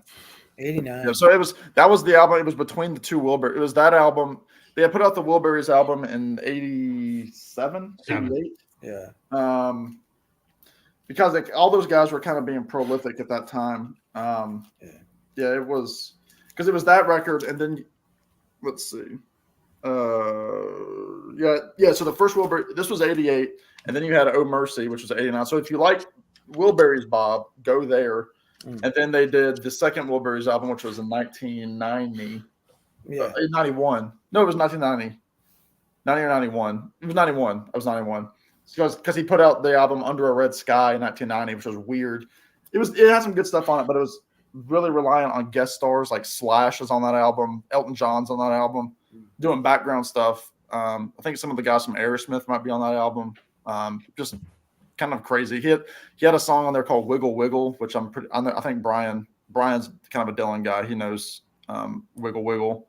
I like The Wiggles. Not quite the same. Oh. So again, if you like Wilburys, Bob, this is vocally this is what it sounds like. But it's got that kind of Daniel Lanois production, like that U2 production, and then Lanois would end up doing Time Out of Mind in 1997 again with Bob Dylan. So that is the album that got me into Bob. Did Steve Albini ever produce Bob Dylan? That would have. Oh my God! Sparks would have flown Too soon. Yeah. Yeah, probably too soon. Yeah. You got another one, Brian? Sure. Well, I was thinking about the first record I showed was really because of people I was hanging out with. But for many years, I was kind of under the influence of my older siblings. I have 3 older siblings. My brother is almost 10 years older than me. So for many years, I was just listening to what they were listening to. And I've mentioned this recently, like, for example, Alice Cooper's Greatest Hits, which I still love, lots of Led Zeppelin. But there came a time when, you have to sort of forge your own path in some respects. And for what, this is going to sound really wacky, this record, but I heard this record, I heard some of these songs on a strange radio station, and it really captivated me. And it's going to sound really wacky, but the Fabulous Poodles, I don't know if anyone knows this, Think Pink. Does anybody know this record? No. Oh my God. Not at all. This for me was kind of really eye-opening, kind of groundbreaking. Now, looking back, this is not maybe the best record that's ever been made, but I have fond memories of it because it was so weird to my ears, so strange that it kind of put me on a different path. And just to give you an example, there's a song called Bionic Man, essentially about someone who is in an accident and he's got bionic parts now. There's some things are maybe not so politically correct anymore. There's a song called Anorexia. and it's wacky. I can't even describe it. Like, even look at the album cover. It's so weird. We have Vampire Rock and Roll, Pink City Twist. It's Suicide Bridge, another one that's really probably politically incorrect. Cossack Cowboy. It's a very. Would you say record. that's the jumping off point for that band? It's for this band for You for missed- me, like You totally missed the joke. jumping up. Suicide Bridge. Got I said, it. is that the Is there a jumping off point? I'm here. Um, I didn't get it either. It's okay. Yeah. Sam got it. He was shaking his head Sam in got it. disbelief. I heard it. Yeah. So I wouldn't even put this in my top 100 favorite records of all time. What kind but of it was music important. is that, Brian? I don't even know. Is it pop or what? I guess it's sort of. Poodle I wonder how they're music, oh, yeah. classified. I don't know how they're classified. They probably end up being in a new wave. They probably are new wave, I guess. Okay. But I don't even know where they're from. But my sister, when I got this, my sister was always was fascinated with it too. Very weird record. But for me, that's sort of one of those linchpin records where I realized there's more to music than rock radio. There's more to than top 40. There's those two things exist, but there's something else. And I was totally unaware of it until I heard this. And that for me led to other things which I found, which I can talk about, but I thought were really interesting. But this one, this was very important to me, but very weird. Pretty obscure. Yeah. Wow. When was the last time you spun that, Brian?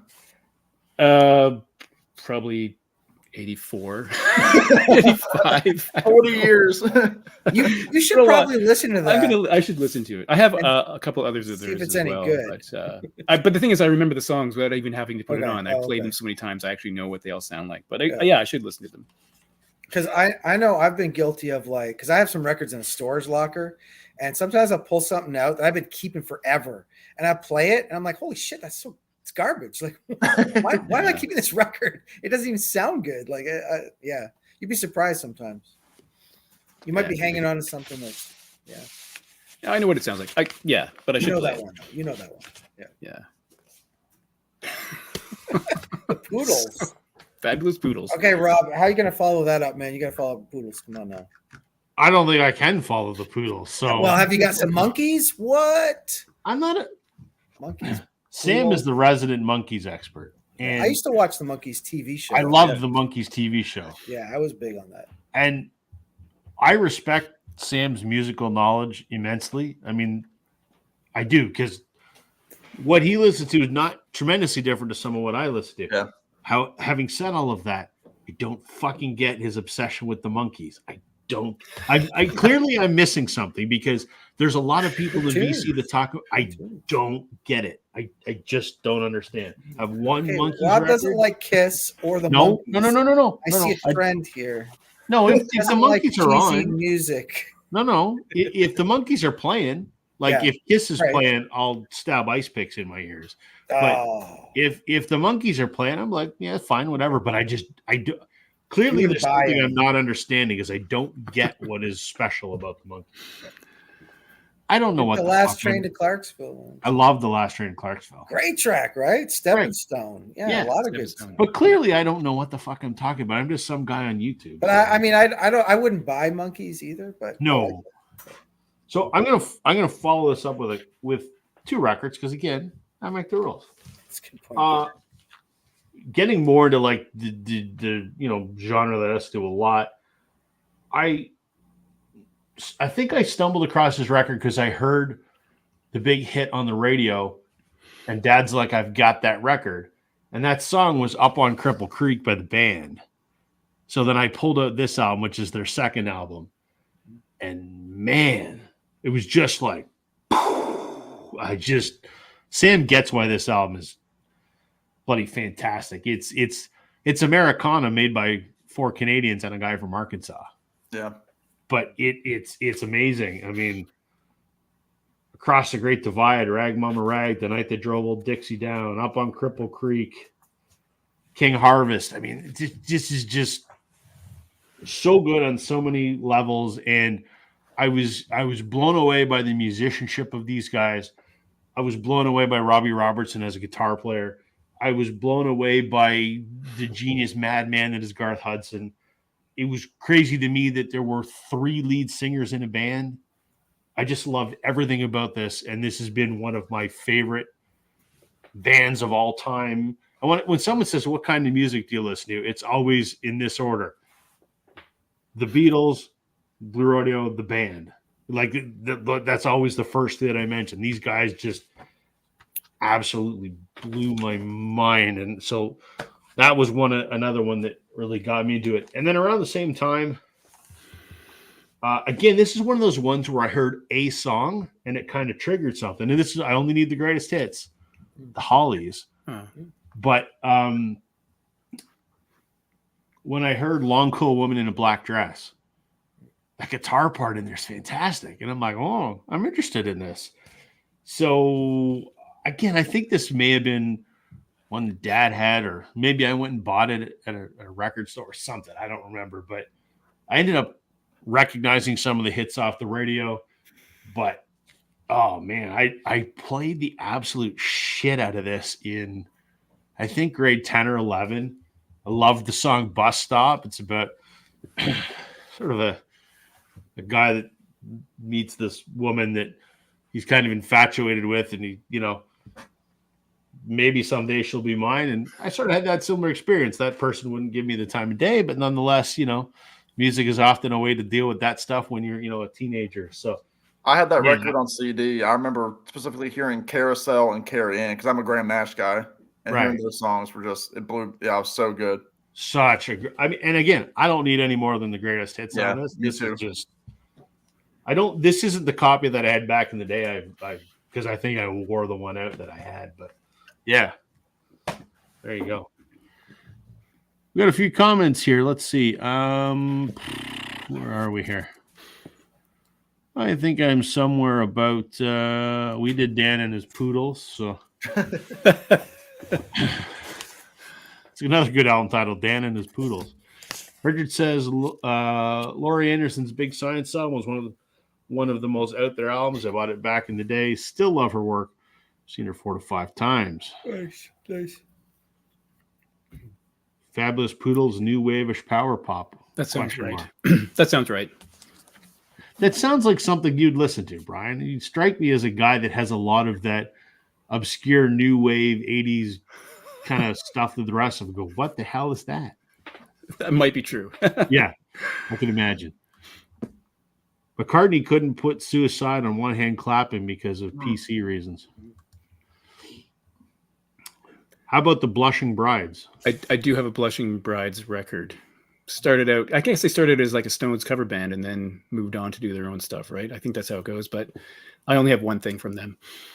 We should have an episode one night called Does Brian Have It? And we'll just throw names of bands and see whether Brian owns something by them. Well, I got stuff that Brian doesn't have. Oh, Jason has a much bigger collection than I do. Wow. But Brian has stuff I don't have, so we're a very weird combo. I know most of the stuff Rob has. I don't have it, but I know everything that you've shown so far. Yeah. Fair enough. The Poodles definitely stumped us all, man. That's the Traveling Poodles, especially. No, that wasn't it. Fabulous. I'm getting it mixed up now. Yeah, they were a big super group. All right, I got one for you. Here. This is a Canadian band. Let's see who knows this band from the 80s. Okay, I'm taking you guys out of the 60s, but Love you, boy. taking them out of the 60s, man. But they're garage rock. But these guys are garage rock. This is the first band. But I'm friends with Haywire's drummer, so I like Haywire. This is the first band that got me into garage rock when I was a little kid. I was like 12 or 13. I even wrote these guys a letter, like a fan club letter, and they wrote back there from Montreal. The Gruesomes. You guys ever No. don't know them. Tyrants of Teen Trash. They had 2 albums. This was the debut. So this has like songs like Unchain My Heart and The Witch, by Sonics, and Dementia 13, I think, is another cover.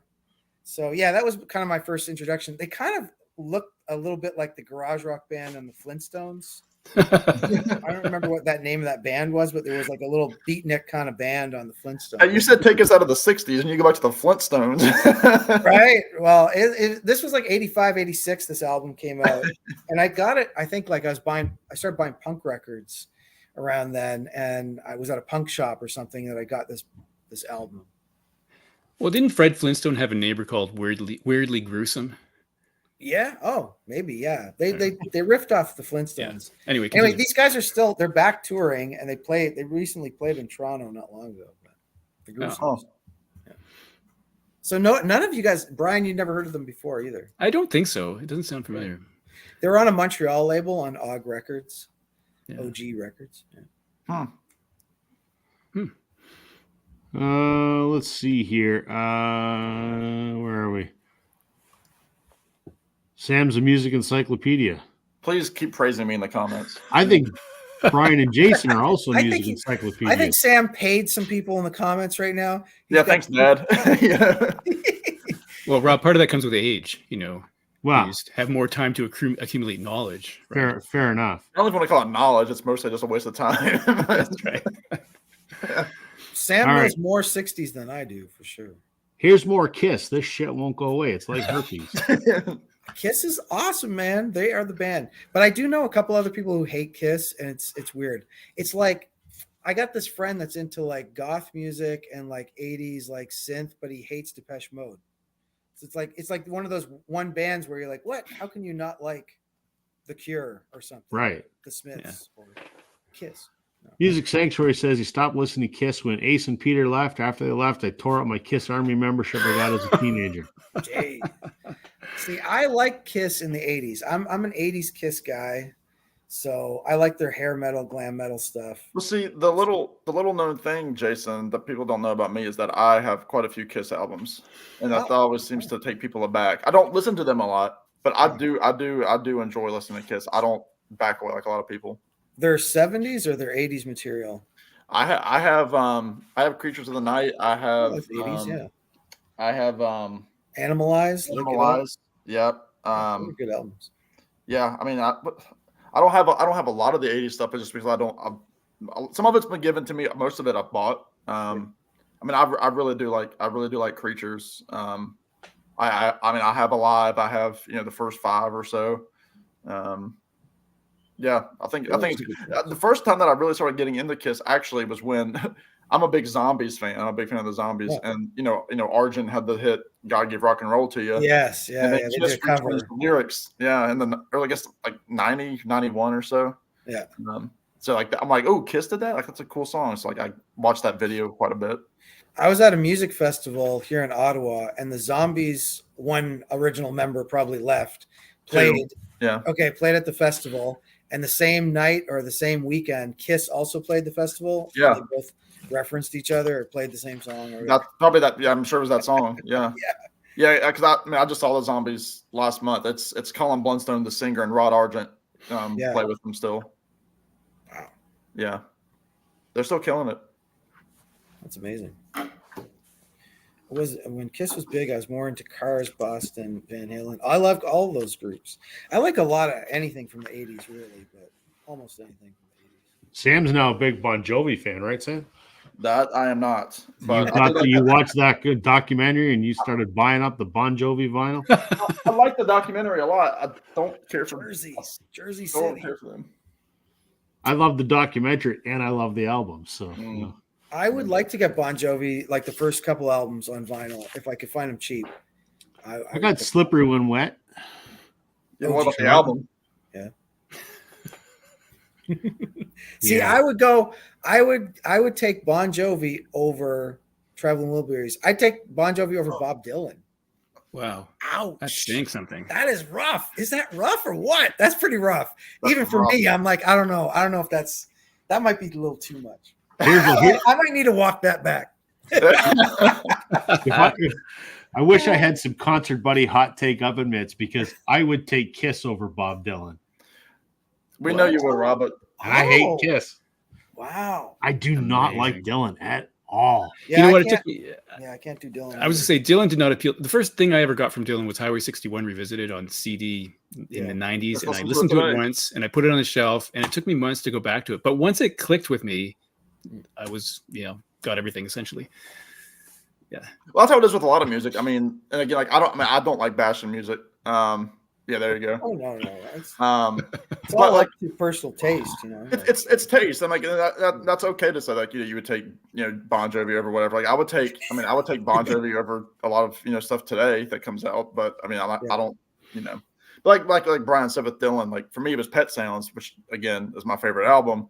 It took I listened to Pet Sounds probably a dozen times before I was like, there it is. Like that did it, and didn't look back once it clicked. It was like, that's it. I think I was on a Rachel channel one time. I think I said, and I still probably stand by. I think I said I'd take Billy Joel over the Beatles. And the reason is, well, don't say that because Music Talk with John's going to get a hard on him. Here's the thing. Here's the thing. I have so many Billy Joel records, and I don't have any Beatles on vinyl. So, like, if I was just to say that alone, like what I have on vinyl, I have a lot of Billy Joel. Yeah, that's weird. Don't mention that because Music Talk with John's going to seek you out, and he's going to want to be your friend. He's going to start calling you and like, "Hey, man, let's talk about Billy Joel." Oh, dude, man. I love you, John. 52nd Street, come on, 52nd Street all day. I think The Stranger's better. The Stranger's good too. Yeah, Glass Houses. I mean, I started with Glass Houses because my mom had Glass Houses. See, there's a lot of records I got from my mom. Did someone say Billy Joel? Boing. There's a Billy Joel fan out there. Hello, the king. I would love to see that guy live before he hangs it up, but he's still going, so it's fine. I still got time. See, now here's something we can talk about. Okay. James says it only took me 8 plays for the new Taylor Swift album to click. First, I thought it was just okay. Well, James, something we can all agree on. Make yourself big, there, Rob. Yeah, we'll go do our other stream here. You guys go have a nap now. Yeah, I'm a big Taylor fan. I unabashedly admitted that. I don't mind the new album, and I've probably heard it 8 times, and it's fine. Oof. I think it would be good if I hadn't already heard it 3 times already, because it's exactly the same as Folklore, Evermore, and Midnight. So it's fine, but it's like, okay, you need to switch it up a little bit. That's just my opinion. I don't know what the hell I'm talking about. Well, Rob, my 9-year-old has declared the new Taylor Swift album to be the best of her albums. Really? Top spot. Really? I would say that again if I hadn't already heard it 3 times. So I rank it as one of her worst because it's like I've been there and done that 3 times already. So what do you know? Man. What do you know? I would take Bon Jovi over Taylor Swift. I would let Taylor Swift do whatever the hell she wanted. I'm more of a Beyonce guy myself. Oh no. Beyonce than Taylor. Or Dua Lipa. I would buy a Dua Lipa record before I buy a Taylor Swift. Well, maybe. Your money. All those records are expensive anyway. We can't buy those records, man. Those are like $60 records. No shit, eh? It goes back to the cassette tapes. Even that's $20. Taylor Swift cassette tape for like $25. Richard, yes, the new one is me. Absolutely. That is exactly how I would phrase it. Me. Do you want to go around the horn one more time? We got like 25 minutes. We hit that horn. I don't have a horn sound, but you know what I do have? Oh, gosh. Hello, don't toot your own horn. Uh-oh. Oh, got the ducks. Got the ducks. Howard the Duck. Let me see. All right, I'll talk about this one. I'll just show I had three pieces of vinyl. One was Abbey Road. Obviously, that one was the big one for me for the Beatles. But again, I'll avoid talking about the Beatles. This one, I pulled this one specifically because I just listened to this the other day. I listened to it yesterday. I listened to it a ton. It's in my top 10 favorite albums ever. And it was one of those records that it got me into the art of listening to a record. I mean, when I say a record, something in its entirety, whether it was a CD for this particular album. And my mom was a huge fan of this album. She for years, she was trying to find the live concert of this. I was able to find it for her birthday a few years back when the box set came out. But I'm going to talk about Graceland by Paul Simon. Oh man, we can agree on that one. There you go, Jason. Yeah, come on over. Love that record, man. Yeah, this to me, it's Paul Simon's masterpiece. He has a lot of masterpieces. This is perfect to me. Even the deep cuts like Homeless, that is predominantly Lady Smith Black Mambazo singing in the background on it. Obviously, the big hits were You Can Call Me Alan, Diamonds on the Soles of Her Shoes, which are the end of side A, the beginning of side B, which is what a great 1-2 punch. It opens with The Boy in the Bubble, that fantastic, cool, like accordion-based song. I got to see Paul on his farewell tour, and he played Boy in the Bubble. I think might have been song 2 of the night. because he came out and he sang the song America, and then he went into Boy in the Bubble, I think. And then he also did Graceland on here. Under African Skies with Linda Ronstadt is fantastic. That Was Your Mother, All Around the World, or The Myth of the Fingerprints with Los Lobos. Just a fantastic, almost a world record. But again, listening to this album as an album was huge for me for getting into that style, listening to music and not just doing greatest hits. And I have my mom to thank for this one for sure. That's a real album, for sure. It's a real album because he went to South Africa. He essentially recorded a ton of the backing tracks and then came back to the U.S. and did a lot of the lyrics and the additional. I actually prefer Rhythm of Saints over that one now. Interesting. I have both of them on vinyl, and I remember when they came out too. But there's some songs that, like, yeah, I mean, they're both classic. I mean, Obvious Child to me is a perfect tune from Rhythm of the Saints. Is Duncan on that record as well? No, that's an earlier track. What's my favorite one on there? Yeah, because Rhythm of the Saints was like the South America record. This was the African record. And then Paul would he was obviously always taking world beats. Dude, man, like the Cool River and She Moves On and The Coast. Wow. Yeah. Great songs. But yeah, I remember when Graceland came out, like my family was always rocking that tape. Yeah. I mean, I've listened to that album so many times. Like I said, it's in my top 10 of all time. And yeah, it was one of those early records that got me into listening to a full piece as it's intended. So Graceland for me, I guess, will be my final of this. That seems a little bit underrated in the VC. You don't see it that much in the VC. You don't. Yeah, you hear about such a classic record. It is a classic record, and it doesn't sound like it's from the 80s either. I mean, people talk about like, the 80s were produced and all this stuff. It has its own sound. Yeah. Love it. Brian is not a fan of Graceland. Do you have Graceland, Brian? I have 2 copies of Graceland on vinyl, and I have a CD with bonus tracks. I agree with you, Sam. I think that's a fantastic record. Yeah, it is great. Love it. Yeah. Rob, do you have it? Nope. Nope. No, because it's good music, Jason. Rob doesn't have it. What He doesn't have Kiss. Sam? He doesn't have Monkeys. He doesn't have no Paul Simon. No Bob Dylan. What is going on? Oh, I have Bob Dylan. I have Word several around the Bob street. Dylan. Yeah, I mean, it's known that Rob is just a Beatles collector. He's not actually a Beatles fan. For fuck's sake. No. He likes the band. We've established the band. The abuse that I take. What the hell? I know. My God. I don't have to host this stream, but I like. He's getting paid. He doesn't say no. I We love you, wish. Rob. No, We love you, Rob. All those dollars are coming in. I have made this many dollars on YouTube. I can promise you that. But so many memories. A lifetime of $1 million worth of memories. But I can tell you where I do make money. If you need record sleeves, go to vinylstoragesolutions.ca and use the promo code Northern10 to get a 10% discount off your order, which I receive a small commission for. And I have made tens of dollars on that.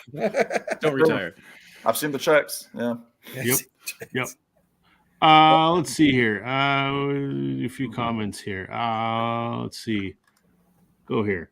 I like Pat Benatar as far as 80s women singers. Oh, yeah. I don't think you can argue that. Have you guys all heard her version of Wuthering Heights? I think it's almost better than Kate Bush's. What? Wow. For real. Nobody realizes that was on like Love is a Battlefield, that album or whatever, the Pat Benatar record. Did a cover of Wuthering Heights. It's cool. It's like a little rockier than the Kate Bush version. Huh. I think I'll pass. I'm closed-minded when it comes to that, just like people are closed-minded when it comes to Taylor Swift. So you're not a Kate Bush fan? No, I like Kate Bush. I'm not a Beyonce fan, referencing the Beyonce. Okay, you're right. So. Yeah. Kate Bush is great, absolutely. Yeah, talent. Music Sanctuary says, I saw Beyonce in concert 10 years ago with a date. Third row on the floor. She was singing a song. You can see she was crying. It floored me. She's an incredible voice, impressive live. Sure. Not my favorite singer, but Maureen also met Peter Frampton. That's cool. Good grief. That'd be awesome. what was that like? Yeah. Richard, discovering Gary Newman in 79 absolutely defined my music listening for a good chunk of the 80s. Yeah. Still a huge Numenoid love and industrial goth stuff he does now. Yeah, Cool. I agree with that. That's good. I saw him live a few years ago. It was great. Really good. Dan says he likes the Paul Simon song "You Can Call Me Meal." Oh my gosh, Dan, Terrible video though. he's got to hit his quota of jokes. Yeah. I know. You know who's been quiet? Oh, I was going to say Vaginal's been very quiet, but there's a comment coming up here. Oh yeah. What's he saying? Pat Benatar won't hit me with your best shot anymore because of guns or something. Oh, interesting. Yeah, I've heard that. I didn't know she still performs. I didn't say you were closed-minded, John. Yeah, I liked your video. So, All right, Brian.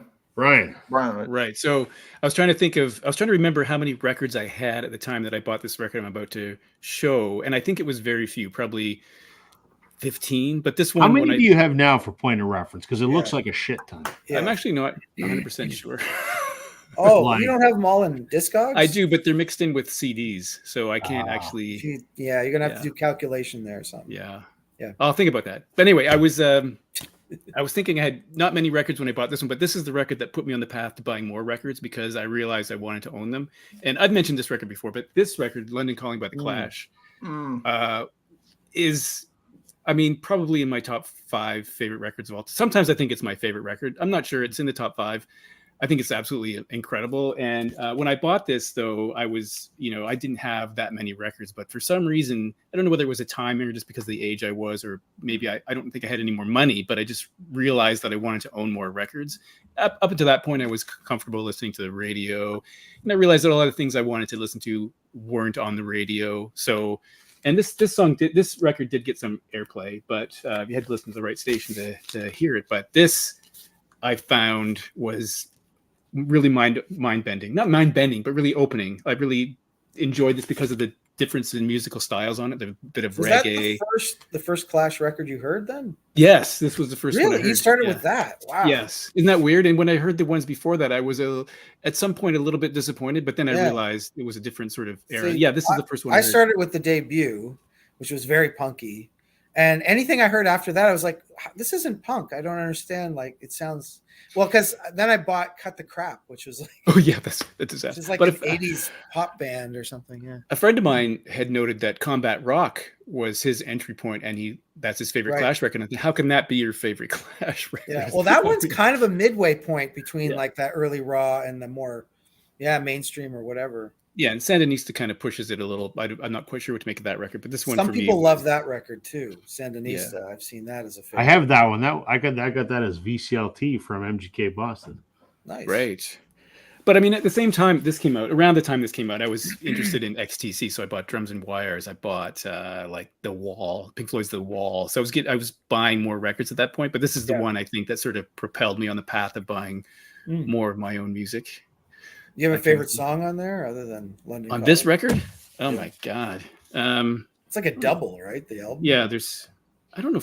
The funny thing is, when I got it because Train in Vain is on here, the hidden track at the end, and I realized that that's not even the best song on the record. But best song, I don't know. Maybe Spanish Bombs, Lost in the Supermarket. I don't know. It's hard to say. It's really difficult. Well, oddly enough, I don't have that record yet, so I'm still waiting. I haven't come around to that. I have a very, very short attention span, so double albums don't always hit my top list. Yeah. Well, I'm sure one day you'll get it. One day I'll get it. Yeah. I just recently got the second album. I mean, I got them all after this. I got them all, so I do have them. Yeah. So, but yeah, weirdly, this was the first one I heard, and first one I owned. But do you remember where you bought it? Did you buy it in Toronto or? No, I wasn't living in Toronto at the time. Yeah. I wasn't. Yeah, I'm not sure where I got it. It's a good question. This for you, Brian. Discogs allows you to separate your CDs from vinyl using the folder category option. Yeah, but then I have to go through and put them in a folder. Fair enough. Yeah, I've done that. Yeah. Could I hire someone to do it? Well, I estimate probably about 1,000. Like out of my 8,000, about 1,000 is CDs and tapes. Because I've done the folder thing a little bit, but wow, it took some time, yeah. And then 45s, I probably have like 400 45s. That'd be another folder. Good gracious! Wow. I don't know about you, Sam. I feel inadequate all of a sudden. You guys I know. got to catch up. I don't know what you.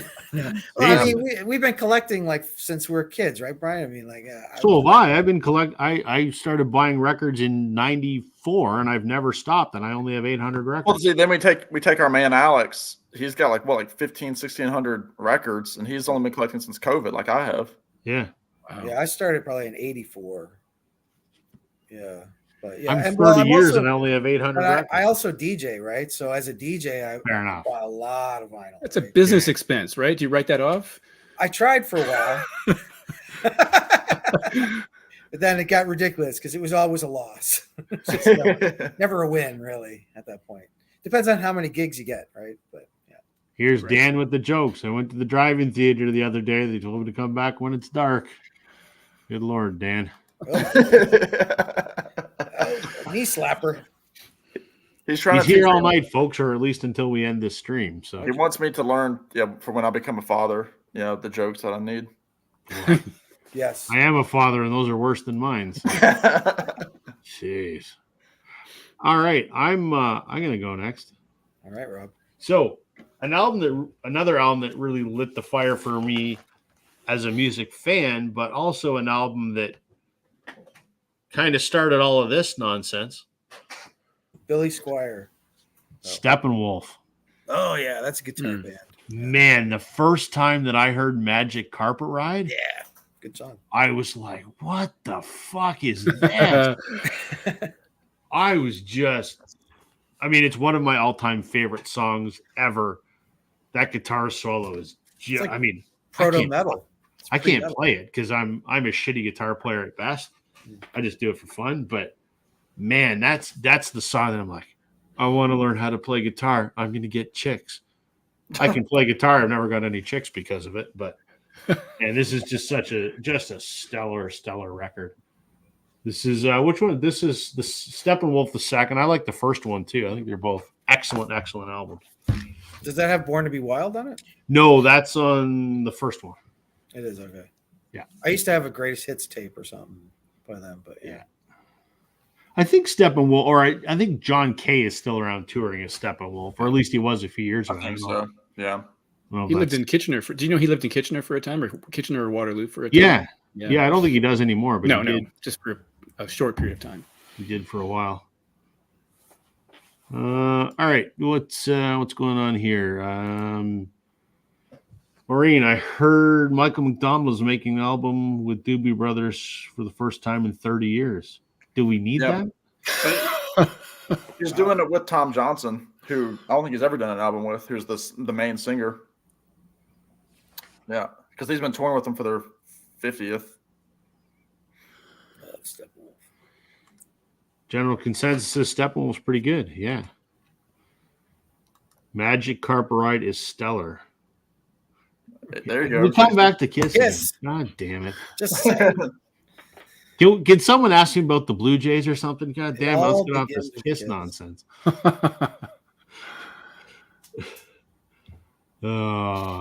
Yes, if you love Oregon, Magic Carpet Ride is it. Yeah, it's I do like great the for a lot of things. Yeah. We just got a couple of minutes left, but you guys want to talk about anything you are working on? Anything? Wait, I got one last. Oh yeah, shit. Sorry, man. One last one. I'm a I terrible actually, host. this is Hold okay. For this one, I'm going to go with the first. Sorry, Jason. I album. apologize, man. That's all good. I'm going to go with the first album that got me into hip hop. I'm going to go with Run DMC. Ah, yeah. Oh yeah, A classic. yeah, man. Before that, like I never really liked hip hop before that because it was kind of like I was into metal as a little kid and it was like breakdancing and stuff, and I couldn't breakdance, so I hated it. It's like all the kids in the neighborhood could breakdance and I couldn't do that. But then when I heard this and had all that like Aerosmith, the rock element, Rick Rubin, I got hooked big time. And then it was like Beastie Boys, Public Enemy. Yeah. That one really kicked it off. That was like 86. Fire Schneider. I remember hearing that back in the day. Still right. a good album. Still a good album. It is, yeah. I'm not a big hip hop guy, but I agree with you on that one for sure. It's almost like a rock album, man. Yeah, Well, that's kind of like the Beastie Boys. I mean, those first couple, Yeah. License to Ill and Paul's Boutique. I love those records.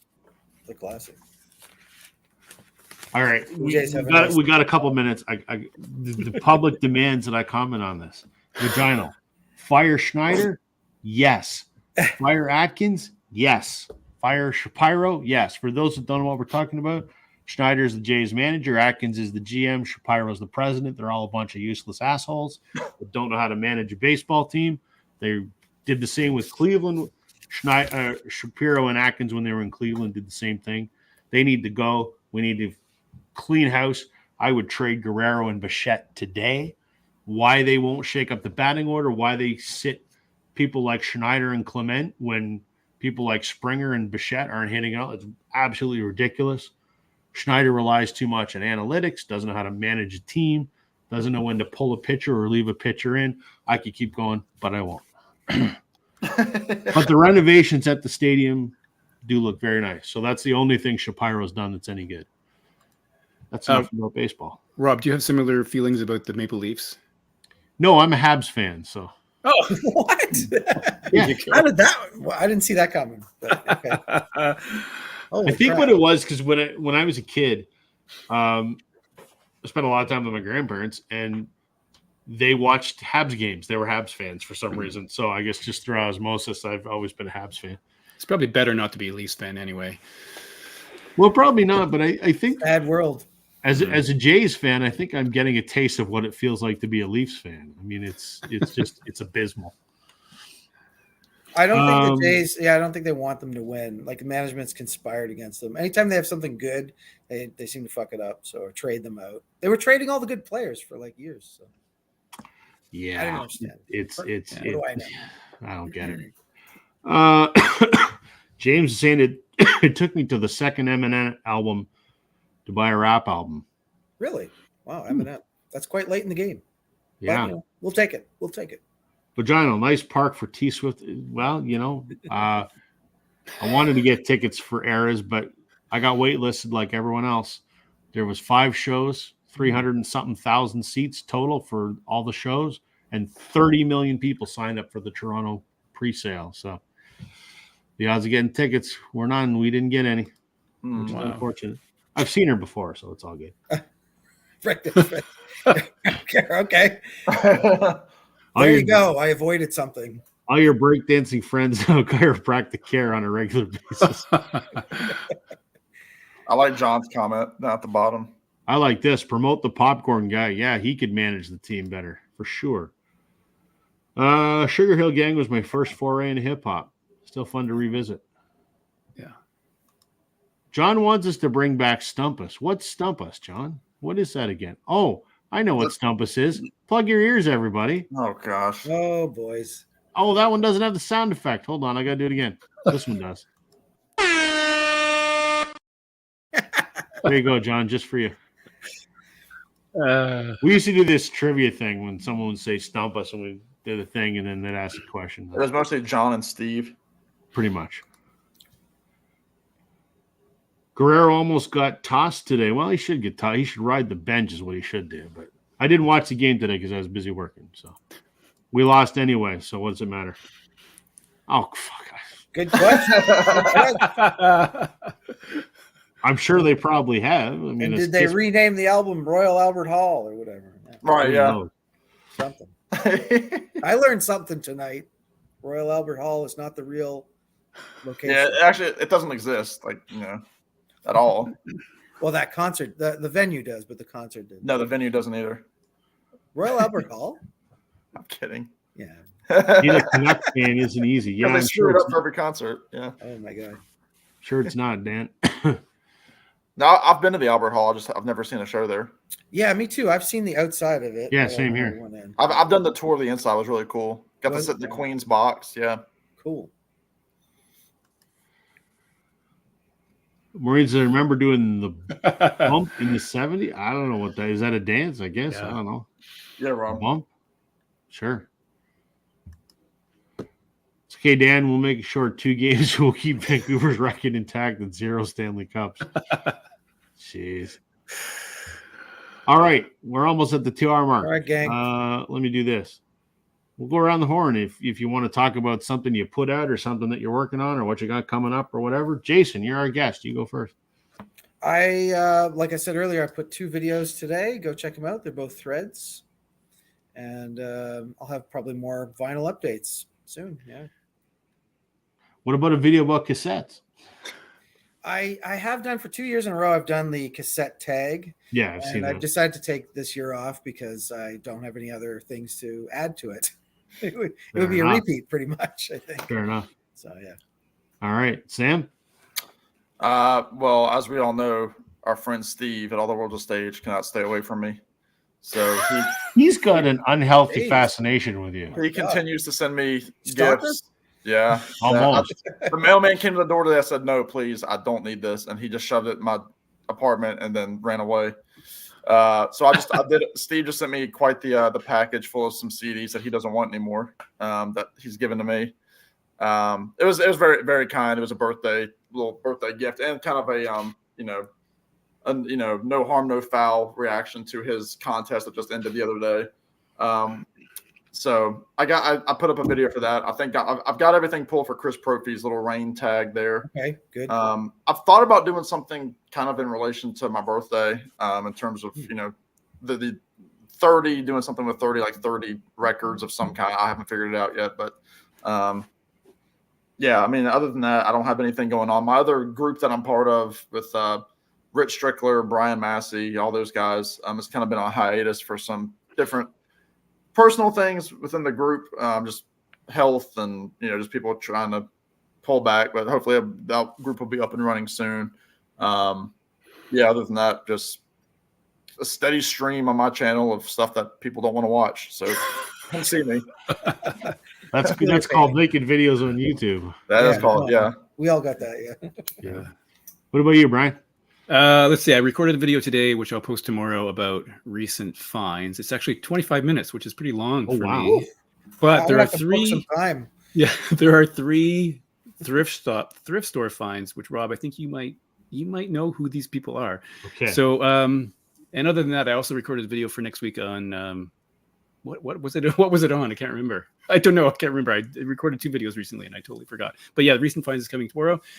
Other than that, I guess I'm going to do the rain thing because everyone else is doing it. And I just jump on there. So I have to do it now. I've been sort of, Yeah. But You only need to do 5. I picked 10. I found 10. I so have I'm 10 sure pulled. Yeah. Yeah, I'm sure you can find more. At least 5, Brian. Come on, try it. I have a couple that I'm sure no one will show. So that's what I'm going for. As for me, I mentioned the Vinyl Community Podcast episode today is the chat that Brian and I did with Music is a Journey and Joe Racer. Racer Joe. Yeah. Who am I missing? Who else was on? Jason Arsenault. Jason Arsenault. Your other co-host there, Rob. Yeah. I don't remember what I did this morning. Shit. So anyway, it was a video on my channel a week or 2 ago. Well, now it's an episode for the podcast, so you can find that wherever you get your podcast, Google, Spotify, whatever. I don't know what my next video is going to be. I have no idea. Have you done the rain? Well, I wasn't going to do it because I don't do a lot of threads, but Yeah.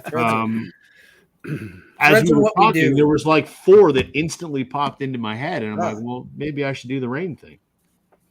Yeah. If I can't think of anything else, I'll do the rain thing. There's also the title track is the best song.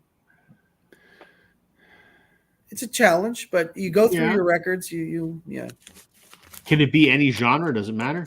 Yeah, I mean they started in the metal community, but I don't have enough. I might have like 2 metal records, maybe. Yeah, no, I showed rock, hip hop, metal, and whatever. I mixed it up. You know how I do. Come on. Yeah. Well, that might be. Maybe I could do both of those. I don't know. Unless inspiration should strike me before. Or you just come up. I always record on Fridays and upload on Sundays. So okay. Well, maybe something will hit me before then. Who knows? So, thank you, gentlemen, for joining me tonight. Keeping Sam and I company. Everyone that's watching, Low Noise Jason Skills, please subscribe.